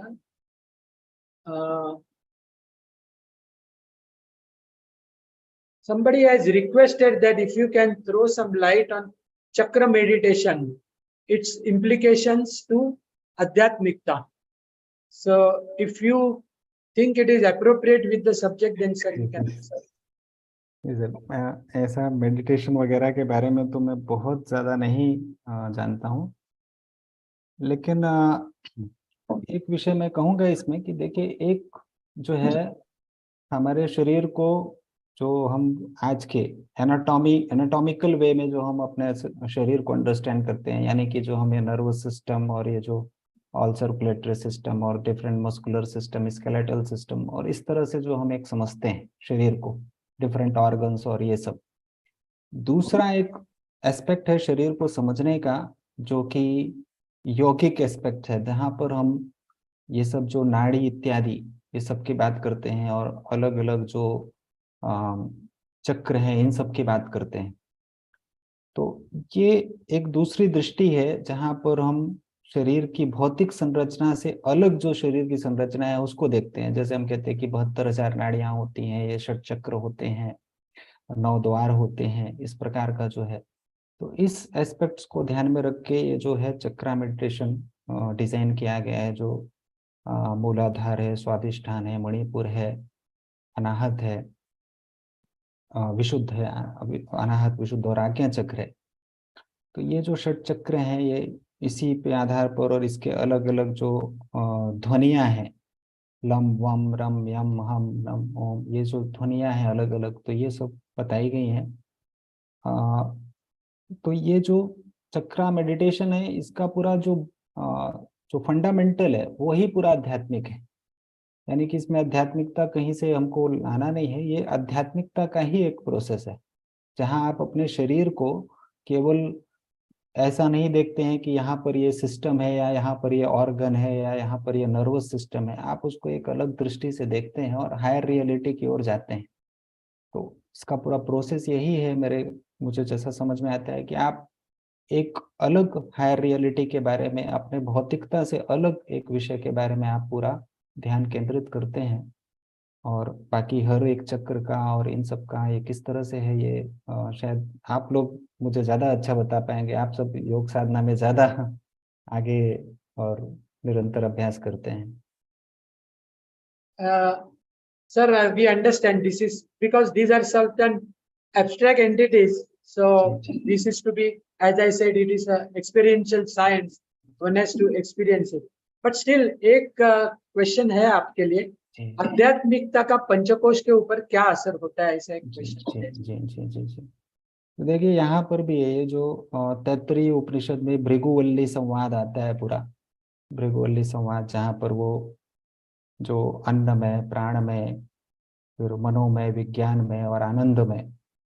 तो अभी तो देखिए व्याधि को समझने का भी एक पूरा का पूरा है कि पंचकोश थ्योरी के आधार पर आप समझिए कि व्याधि कहाँ पर कैसे ओरिजिनेट हो रही है, यानी कि जो पैथोजेनेसिस है उसको अंडरस्टैंड करने का एक पूरा पंचकोशा थ्योरी है। जैसे आपके जो ये बेंगलोर में एस व्यासा सेंटर है और जो केवलधाम में, यहाँ पर इस पूरी विधि से आपको बताया जाता है कि कैसे व्याधियां उत्पन्न हो रही हैं। तो अन्नमय है, यहाँ की ये गड़बड़ी कहाँ पर आई है, अन्नमय में आई है कि प्राणमय में आई है कि मनोमय में आई है कि विज्ञानमय में है या आनंदमय में, कहाँ पर गड़बड़ी आ रही है, किस प्रकार का है, ये पूरा अंडरस्टैंडिंग बन जाता है। और फिर से मैं बोलूंगा कि ये जो पंचकोश थ्योरी है, जहाँ पर आप विज्ञान, मन, आनंद, इन सब की बात करते हैं, तो ये पूरा का पूरा स्पिरिचुअल एस्पेक्ट है इसको समझने का, हमारे शरीर को। जहाँ पर हम अन्न में जब कहते हैं तो हम ये पूरा का पूरा अपना जो फिजिकल बॉडी है, हम इसी को अब मानते हैं कि ये है। फिर जब हम आगे जाते हैं तो हम प्राण को देखते हैं, हम वाइटल ब्रीथ को देखते हैं। तो इसी जैसे प्राणायाम जो है, तो प्राणायाम कैसे कनेक्ट करता है, तो क्योंकि वो फिजिकल डायमेंशन से लेके आपको स्पिरिचुअल डायमेंशन की ओर ले जाता है। तो ये पूरा का पूरा जो प्रोसेस है, यानी कि जो शरीर को समझने का जो यौगिक दृष्टिकोण है, उसी के आधार पर ये पूरा पंचकोश थ्योरी है। और पंचकोश थ्योरी के आधार पर आप इवन जो मॉडर्न डिसीजेस हैं इसको भी आप समझ सकते हैं कि गड़बड़ी कहाँ हो रही है। जैसे जो भी गड़बड़ियाँ होती हैं, ठीक है, वहाँ पर कहीं ना कहीं किसी न किसी कोश में किसी न किसी प्रकार का इम्बैलेंस होता है। तो उसको ठीक करने के लिए भी आप उसी तरह के प्रोसेस कर सकते हैं, और वहाँ उस कोश में बैलेंस लाने के लिए आप उस तरह की प्रोसेस या उस तरह के जो योगिक थेरेपीज वगैरह हैं वो डाल सकते हैं। तो ये पूरा का पूरा आध्यात्मिकता से रिलेटेड है, इसमें आध्यात्मिकता के अलावा और कोई विषय नहीं है, पूरा का पूरा आध्यात्मिकता ही है पंचकोश थ्योरी और इसका जो प्रैक्टिस है।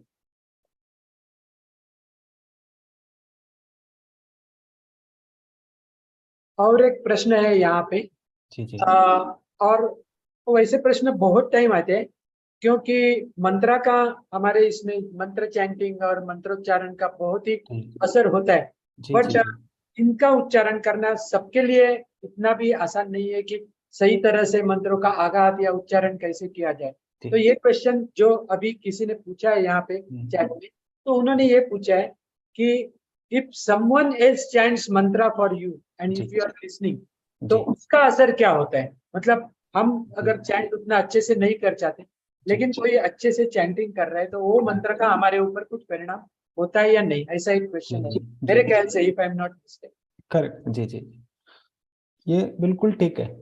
और देखिए, अगर कोई व्यक्ति बीमार है, रोग ग्रसित है, और हम उसको कहें कि अब आप बैठो और आप ये स्तोत्र का पाठ करो, ये उसके लिए संभव भी नहीं हो पाएगा कि अब वो स्तोत्र ले और अब स्तोत्र का पठन करना सीखे कि कैसे स्तोत्र पढ़ना है, फिर उसका ठीक प्रकार से उच्चारण करे। तो ये तो संभव भी नहीं हो पाता। कई बार जो पहले से कर रहा है वो कर पाएगा, लेकिन अचानक कोई व्याधि से ग्रसित है और हमको समझ में आ रहा है कि इस प्रकार के मंत्र का आया, तो यहाँ पर श्रवण विधि से आप, ऐसा नहीं है कि उस व्यक्ति को ही करना है, उसके लिए भी अगर आप करते हैं, जैसे हम कहते हैं ना कि हम उसके अच्छे होने की प्रार्थना कर रहे हैं, तो ये प्रार्थना का भी असर होता है। और जैसे मैंने आपको स्टडीज बताई जहाँ पर जैसे जो यूएस बेस्ड जो स्पिरिचुअल डिपार्टमेंट्स हैं, तो यहाँ पर चैपलिन्स होते हैं, यानी कि जैसे हमारे यहाँ पुरोहित होते हैं, ऐसे चर्च में चैपलिन्स होते हैं।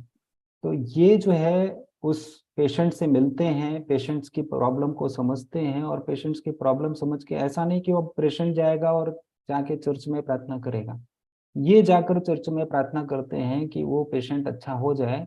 और ऐसे स्टडीज हैं जो ये बताते हैं कि इसका असर होता है। यानी कि आप अगर बीमार हैं और आपके घर के 10 लोग प्रार्थना करें और ये कहें कि ये अच्छे हो जाएं, जल्दी ठीक हो जाएं, और ऐसा भगवान से या ऐसा जो भी आप मानते हैं उनके लिए सकारात्मकता से विचार करें, तो आप ठीक होंगे, ऐसा बिल्कुल होता है। तो ये आवश्यक नहीं है कि आप यानी कि ऐसी अवस्था में आप जानिए, ये तो बहुत अच्छा है। लेकिन अगर आप नहीं जानते हैं तो आपके लिए जो और कोई है, जैसे हम भी हैं, कई बार कर्म कांड नहीं जानते तो हम पुरोहित के पास जाते हैं और उससे बोलते हैं कि भाई हमारे ये ग्रह हैं, इन ग्रह के लिए इस प्रकार का कर्म कर दो, तो क्या उसका असर हम पर नहीं होता? तो ये सब कुछ होता है। तो इसके लिए जो विधि भी होती है, जैसे आप उसके लिए संकल्प लेते हैं, उसके लिए ध्यान करते हैं और उसके लिए प्रार्थना करते हैं, और इसके साइंटिफिकली स्टडीड रिसर्च अवेलेबल है कि आप अगर ऐसा हो रहा है, जैसे अ, आप मंदिर में जाके किसी के लिए प्रार्थना कर रहे हैं, तो आप देखेंगे कि उसके अंदर सकारात्मक परिणाम होते हैं। ये साइंटिफिकली स्टडीड आप कर सकते हैं, और ऐसे स्टडीज हैं। तो ये बिल्कुल वैज्ञानिक विषय है। ये कुछ ऐसा नहीं है कि इसमें हम जाके प्रार्थना कर रहे हैं उससे क्या होगा, ऐसा बिल्कुल नहीं, इसका बिल्कुल असर होता है। Yes sir.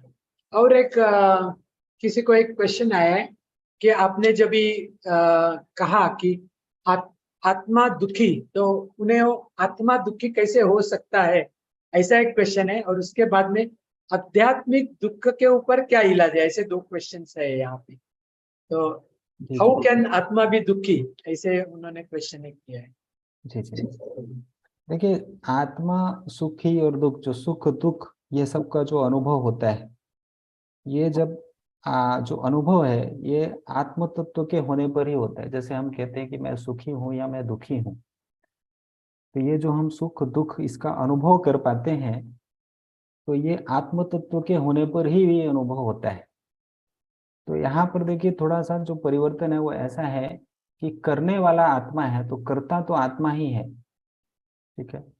लेकिन कर्ता होते हुए भी वो क्रिया में भाग नहीं लेता। क्रिया में भाग लेने वाले मन, इंद्रिय, ये इत्यादि हैं। तो जो सुख और दुख ये रिलेटेड होता है, ये हमारे जो इंद्रिय और मन है इनके इनसे रिलेटेड होता है। लेकिन ये सुख दुख का अनुभव जो हो रहा है वो आत्म तत्व के कारण हो रहा है। यानी कि जब मृत शरीर में कोई सुख दुख नहीं होता, ना कोई ज्ञान होता है, वहां पर कोई इस प्रकार का अनुभव आपको नहीं मिलेगा। क्यों नहीं मिलेगा? क्योंकि आत्म तत्व वहां पर नहीं है। लेकिन जीवित शरीर में आपको ये सब अनुभव मिलेंगे, ये सभी भाव आपको मिलेंगे, क्योंकि वहाँ आत्म तत्व है। तो यहाँ पर जब हम कहते हैं कि आत्मा दुखी है, तो ऐसा नहीं कि आप आत्मा को, हमने कहा निर्विकार है, यानी कि वो सुख दुख इन सबसे परे है, लेकिन उसके होने पर ये सबका अनुभव होता है। तो कई बार हम ये उस पर ही डालते हैं कि आत्मा सुखी, आत्मा दुखी, ये कहने का एकमात्र भेद है। ऐसा नहीं कि आत्मा दुखी हो गई, आत्मा सुखी हो गई, आत्मा में ये सब कुछ नहीं होता। आत्मा के रहने पर ये सब होता है, कर्ता वही है। तो जो आरोप लगते हैं वो भी कर्ता पर लगते हैं, ऐसा इसका अंडरस्टैंडिंग आता है। वेरी ब्यूटीफुली आंसर सर, बहुत ही अच्छा था आंसर। क्योंकि ये चेतना और अचेतन और चेतन, ये का जो डिफरेंस है वो समझ में। अभी एक लास्ट क्वेश्चन है कि आध्यात्मिक दुख के ऊपर क्या इलाज है, ऐसे उनका एक क्वेश्चन है। जी जी स्पिरिचुअलिटी। जी जी। देखिए, जो आध्यात्मिक हम कहते हैं ना, तो अधि आत्मा, यानी कि जो हमारे द्वारा किया गया है, ये इसको हम अध्यात्म कहते हैं। यानी कि ये जो भी हम अपथ्य ग्रहण करते हैं, या जो भी हम अ, जो भी अनहेल्दी लाइफ स्टाइल ये सब फॉलो करते हैं, या कोई भी हम गलत कर्म करते हैं, ऐसे सब कर्मों के कारण ही हमको दुख होता है। तो आध्यात्मिक दुख, यदि आप इसको ऐसे बोल रहे हैं कि कुछ स्पिरिचुअली रिलेटेड है ऐसा, तो इसके लिए कर्म और कर्म फल का नाश, तो इसके लिए भी आता है शास्त्र में कि न ही कर्म फलम किंचित, न ही कर्म महत किंचित फलम यस्य न भुज्यते, क्रियाग्ना कर्मजा रोगा प्रश्वम यान्ति तक्षयात्। यानी कि समझ लीजिए कि हमने कुछ कर्म ऐसे किए हैं जो कि अच्छे नहीं थे। अब ये कर्म जो हम किए ये आवश्यक नहीं है कि मेरे इस जन्म के कर्म भी हों। जैसे मैंने आपको बताया कि ब्रायन वेस, उनका जो बुक है same soul many body many life many master, उसमें एक पेशेंट आ रही है जिसका पूरा का पूरा प्रॉब्लम उसके पास्ट लाइफ से रिलेटेड है, इस लाइफ से उसका कोई रिलेशन ही नहीं है, लेकिन सफर इस लाइफ में हो रही है। तो इस तरह का जो सफरिंग होता है, यानी कि जहां पर अननोन ओरिजिन है, उसका कुछ कारण मालूम नहीं है, सभी एनाटॉमिकल फिजिकल पैरामीटर्स यानी जो भी हम बायोलॉजिकल पैरामीटर्स बोलते हैं वो परफेक्टली नॉर्मल है, कोई भी कहीं गड़बड़ी नहीं है, फिर भी पेशेंट सफर कर रहा है। तो जब पेशेंट सफर कर रहा है तो कहीं ना कहीं ये मेडिकल फील्ड की रिस्पॉन्सिबिलिटी बनती है कि उसको कुछ ना कुछ उसकी सहायता करे। तो यहाँ पर जो शास्त्र कहता है कि ये जो कर्म है, कर्म का फल जब नलीफाई हो जाता है तब ये व्याधि भी शांत हो जाती है। अब कर्म का फल नलीफाई करने के फिर कई सारे उपाय हैं, और वो उपाय का वर्णन भी आता है कि अब जैसे ये जानना बहुत कठिन है कि मैंने किस प्रकार के कर्म किए और किस प्रकार की मेरे को उसका फल क्या आया। हम तो देख पा रहे हैं कि वो सफर कर रहा है। कर्म क्या किया था, कर्म इस जन्म के हैं, पूर्व जन्म के हैं, या और उसके कई जन्मों के पहले हैं, ये तो हमको पता नहीं चलता। लेकिन इसके उपाय हैं, और ये उपाय बहुत आपके जो रूटीन वर्क है इसमें ही सब कुछ रहता है। और कई बार ये जो है, जो हमारा देव व्यापाश्रय चिकित्सा हम कहते हैं, इन सब में ही आता है। जैसे आप सामान्य रूप से विष्णु सहस्त्र नाम का देखिए तो उसकी फलश्रुति लास्ट में पूरी दी है, धर्मान आपनुयात धर्मम अर्थाति च अर्थम आपनुयात कामान आपनुयात कामी प्रजार्थी प्राप्नुयात प्रजाम। तो जिसकी जो जो इच्छा है वो ऐसे बताते हैं कि ये सब पूर्ण करेगा ही। तो ऐसे बहुत सारे जो स्पिरिचुअल प्रैक्टिसेस हैं वो आपके जो कर्म हैं उनको नलीफाई करने के लिए सहायता करते हैं। तो इस प्रकार से जो भी आपके ये जो आध्यात्मिक दुख है इनसे भी आप निवृत्त हो जाते हैं। आपको ये स्वतंत्रता दी गई है कि अब आप अच्छे कर्म करिए, और अब आप अच्छे कर्म करते हैं तो जो वो आपका पुराना कार्मिक बैलेंस था वो इस अच्छे कर्म से वो धीरे धीरे नलीफाई होता है। तो ये नलीफाई जब हो जाएगा तो आप व्याधि से मुक्त हो जाएंगे। और अगर कोई व्याधि ऐसी है जो दृष्ट अपराधज है, दृष्ट अपराधज मतलब मैं उसका अपराध देख पाता हूँ, मैं मेरे पास पेशेंट आया और मैंने देखा कि वो गिर गया और उसको चोट लगी, और चोट लगने के कारण उसको ये परेशानी उत्पन्न हुई, तो ये सब कुछ दृष्ट है। या मैंने देखा कि वो इस प्रकार के अपथ्य का सेवन करता था और अपथ्य का सेवन करने से उसको व्याधि उत्पन्न हुई, तो ये दृष्ट अपराध है। दृष्ट अपराध के लिए मेरे पास चिकित्सा है, मैं उसके लिए जो भी दोष प्रभावित है उस दोष प्रभाव के हिसाब से उसको जो भी शोधना आदि कर्म है और जो बाकी की चीजें हैं वो सब करूंगा, तो उससे उसकी मुक्ति हो जाएगी। तो ये जो 3 प्रकार की चिकित्सा है, दैव व्यापाश्रय, युक्ति व्यापाश्रय, सत्वावजय, ये इसी आधार पर बनी है कि जिस प्रकार के दुख है उस प्रकार की चिकित्सा है। Yes, Sonali please. येस, आवाज येतोय माझा? हाँ येते बोल. ओके, धन्यवाद सर। बहुत ही अच्छे विषय पे, अलग विषय पे आपने प्रकाश डाला है, उसके लिए धन्यवाद। एक प्रश्न विभा जी ने पूछा है कि व्याधि के साथ स्पिरिचुअलिटी को किस प्रकार ऐड कर सकते हैं, जोड़ सकते हैं, और हर व्याधि के लिए अलग अलग मंत्र होते हैं क्या? नहीं, देखिए ऐसा नहीं है, स्पिरिचुअलिटी ऐसा कोई विषय नहीं है जो आप व्याधि से ग्रसित हो गए तब आपने सोचा कि अब मैं कौन से मंत्र का उच्चारण कर लूं और इससे मैं ठीक हो जाऊं। ऐसा ऐसा नहीं है। ये तो आपके, अब जैसे आज अभी ये भी बहुत अलग है क्योंकि आप लोग योग से जुड़े हैं। तो आजकल देखिए योग का क्या स्वरूप बन गया है कि this yoga for diabetes, this yoga for hypertension, this yoga for your headache, this yoga. योग का ऐसा कहीं वर्णन ही नहीं है। योग तो शुरू होता है चित्त वृत्ति निरोध से। Yes. प्रमाण विपर्य विकल्प निद्रा स्मृति यम नियम से शुरू होता है। कहीं योग का ये नहीं कहा गया कि आपका जो है आपके अंदर ये बढ़ गया, आप मोटे हो गया तो दुबला होने के लिए फलाना योग करिए, ऐसे तो नहीं कहा कहीं। तो ऐसे जब हम स्पिरिचुअलिटी बोलते हैं तो ऐसा नहीं कि अब मेरे को हाइपरटेंशन है तो मैं आपको एक प्रकार का मंत्र दे दूं, आप बोले मेरे को बैक पेन है तो मैं एक प्रकार का मंत्र दे दूं, आप मंत्र पढ़िए, ऐसा नहीं। बिल्कुल सही। तो आप ये आपका नित्य क्रिया है, आप हर एक काम जो कर रहे हैं आपका उसमें ये होना चाहिए कि मैं केवल शरीर मात्र नहीं हूँ। और यह बहुत आसानी से आप समझ सकते हैं, इसको समझने के लिए कोई बहुत बड़ा ये नहीं चाहिए। एक छोटा बच्चा, उसके अंदर भी ये भाव होता है, वो भी समझता है, वो भी जानना चाहता है मैं कौन हूँ, उसके अंदर भी ये भाव होता है कि मैं शरीर मात्र नहीं हूँ। क्योंकि शरीर मात्र है तो शरीर की आवश्यकताओं से आपकी आवश्यकता पूरी होनी चाहिए। अगर आप अपने आप को शरीर मानते हैं तो शरीर की आवश्यकता तो भोजन, वस्त्र, आहार इत्यादि से आपकी आवश्यकता पूर्ण होनी चाहिए। फिर आपको प्रेम, भाव, विश्वास ये सब क्यों चाहिए? ये सब आपके आध्यात्मिकता का विषय है, आपके आत्म तत्व का विषय है।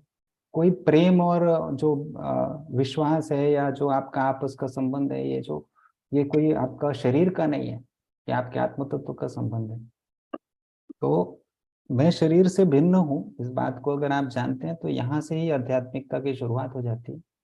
और आध्यात्मिकता का अगर तत्व आपके जीवन में है तो निश्चित रूप से आप किसी भी व्याधि से पीड़ित होते हैं, आपके अंदर ये भाव होता ही है कि ये कुछ समय के लिए ही है, परिवर्तनशील है सब कुछ, तो मैं धीरे से इससे बाहर आ ही जाऊंगा। बाकी ये बात भी है कि अलग अलग तरह के व्याधियों के लिए अलग अलग तरह के मंत्र भी हैं। जैसे मैं आयुर्वेद के लिए कह सकता हूँ कि जैसे यहाँ पर मानसिक व्याधि है तो मानसिक व्याधि के लिए ऐसे वर्णन आते हैं कि वहां पर कई जगह वो शिव गणों की पूजा बताते हैं। एक विषय आता है जहाँ दुह स्वप्न आते हैं, तो दुह स्वप्न के लिए वो कहते हैं कि सावित्री मनसा ध्यान, सावित्री मंत्र का प्रयोग करिए, यानी गायत्री मंत्र का प्रयोग किया, दुह स्वप्न से आप दूर हो जाएंगे। तो अलग अलग विषय, कुछ औषधियों का निर्माण करना है तो उस औषधियों के निर्माण के लिए वो अलग तरह के मंत्रों का प्रयोग बताते हैं कि आप इस मंत्र का प्रयोग करिए।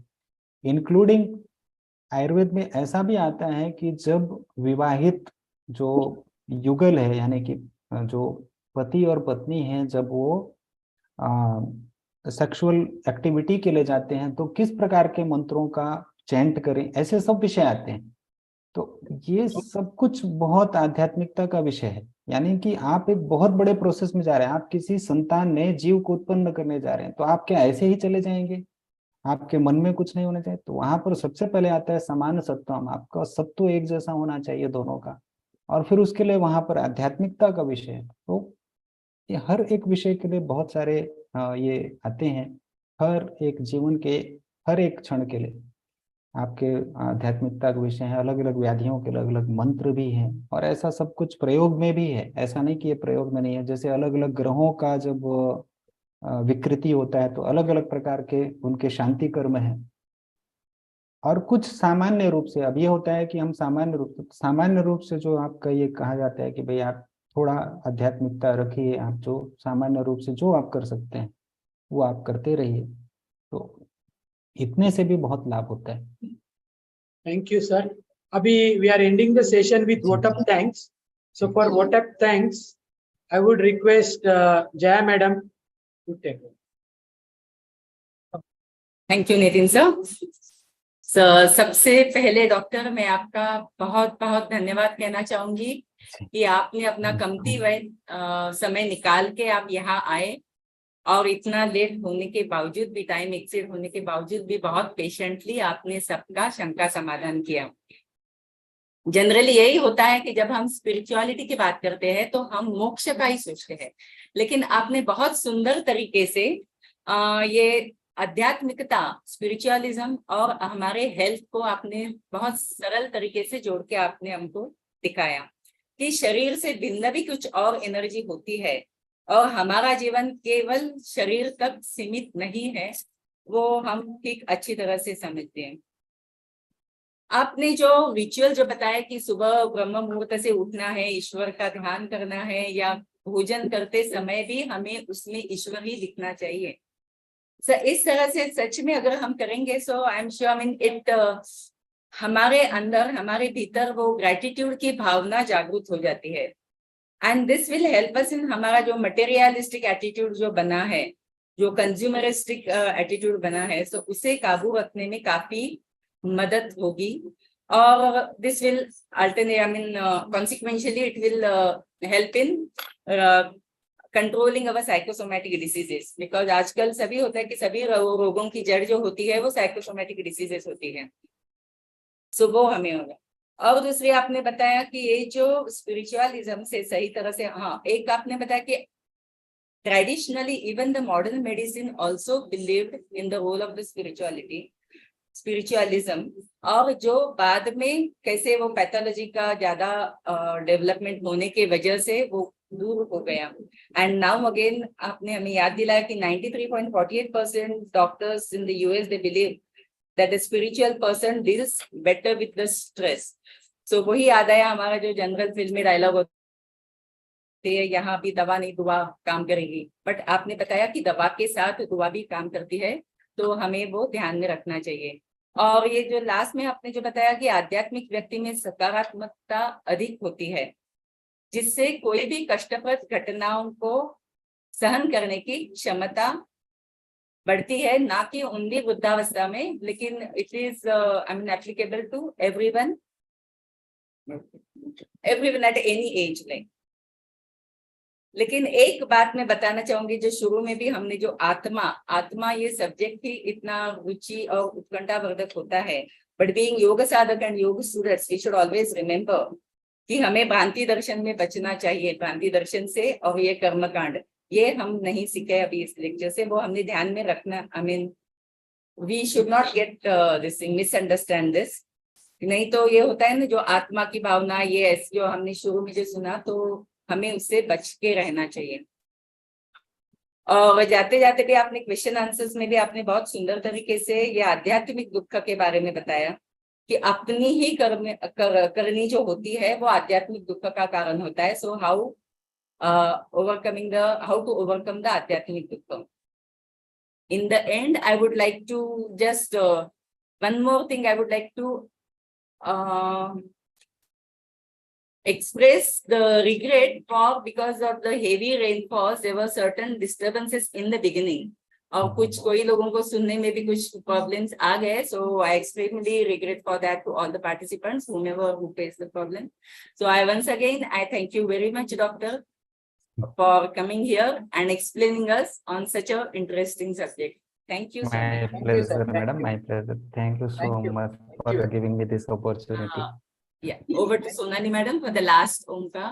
एक ओमकार करके सेक्शन एंड कर. Yes. As per Yoga Vidya Niketan's tradition, we will end our session. For Omkar. So sit straight. Close your eyes.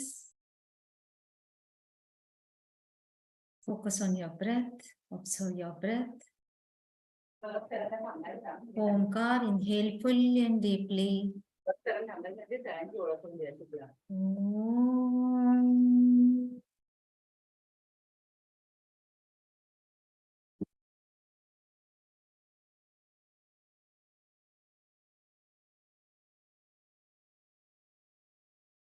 Feel the positive vibration of Omkar on your body and mind. Slowly open your eyes. Thank you, everyone. Doctor, Evening end. Yes, no, sir. no, एक minute सुने. Doctor, Yes. 1 second. Doctor, जी जी please please. Parab sir आहेत का बघ सोनाली. परब sir, एक minute. परब सरांना घे याच्यावरती. हो. हा, साइड बाय साइड घे. Doctor, ji sir. Please meet our trustee Shri Shridhar Parab. Parab Sir, sir, प्रणाम. डॉक्टर अखिलेश शुक्ला. सर, प्रणाम sir. It was a pleasure to hear you, and it was really, we are blessed by your presence as well as your lecture. Sir, I am grateful to you all, sir. You are running such a wonderful organization, and you are giving me giving opportunities for the It would have people been like better me if our Guruji to come and embarked share in the the Guruji Nimbalkar would have been very happy to hear you. But Sir. And doctor, this is not the last effort. See, this is our beginning. We'll keep on meeting and we'll Yeah. keep Sir, inviting my you on other functions. Thank you. sir, for sir, coming. thank you so much. my Thank you, sir. pleasure, Thank you sir. for the Thank little you bit so delay. much. Thank you for a little delay. Thank you. Thank you. Sir. Thank you. धन्यवाद. We are ending the session. Yeah, we are ending. Thank you, sir. Pranam to all. Thank you. Sonali, you can Yes. end. You can end the session. Thank you.